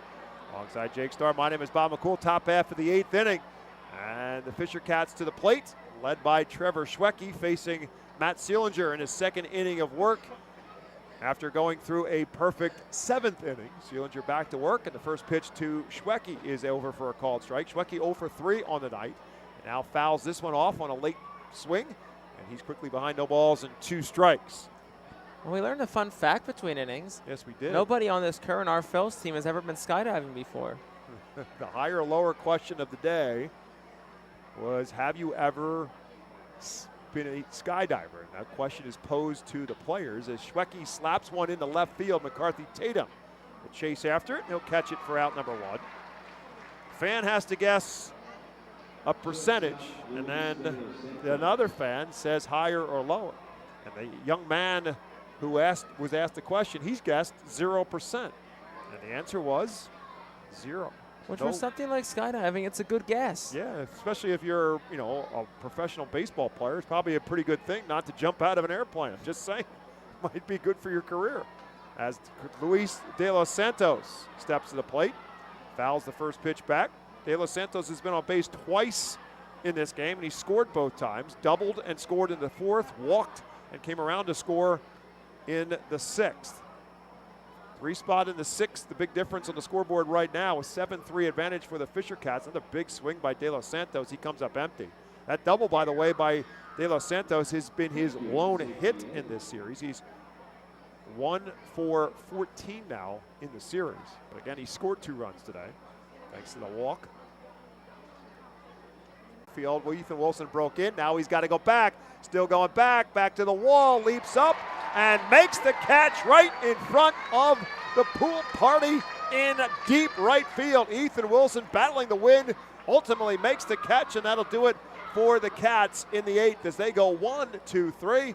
After 8.5, it's New Hampshire still on top, 7-3. Baseball fans, introducing Bally Live, the only app where minor league baseball fans can score major rewards. When you stream your favorite teams live, you'll score rewards. When you chat with friends during a watch party, you'll score rewards. And when you test your skills at trivia, you'll score rewards. Being a fan of minor leagues has never been so rewarding. So what are you waiting for? Download Bally Live for free from the app or Play Store and start scoring rewards today. Berks Immunization Coalition works to provide leadership and education in promoting age-appropriate immunization across the lifespan for all residents of Berks County. This is a coalition comprised of local physicians, nurse practitioners, school nurses, immunization coordinators, immunization advocates, and pharmaceutical representatives working to encourage continuity of immunization through medical resources. They focus on educating both the community and the providers. For more information, please visit www.immunize.com fba.org and click Local Coalitions. Baseball Town Charities is a nonprofit 501c3 charitable organization founded to keep baseball alive in Reading. Youngsters can benefit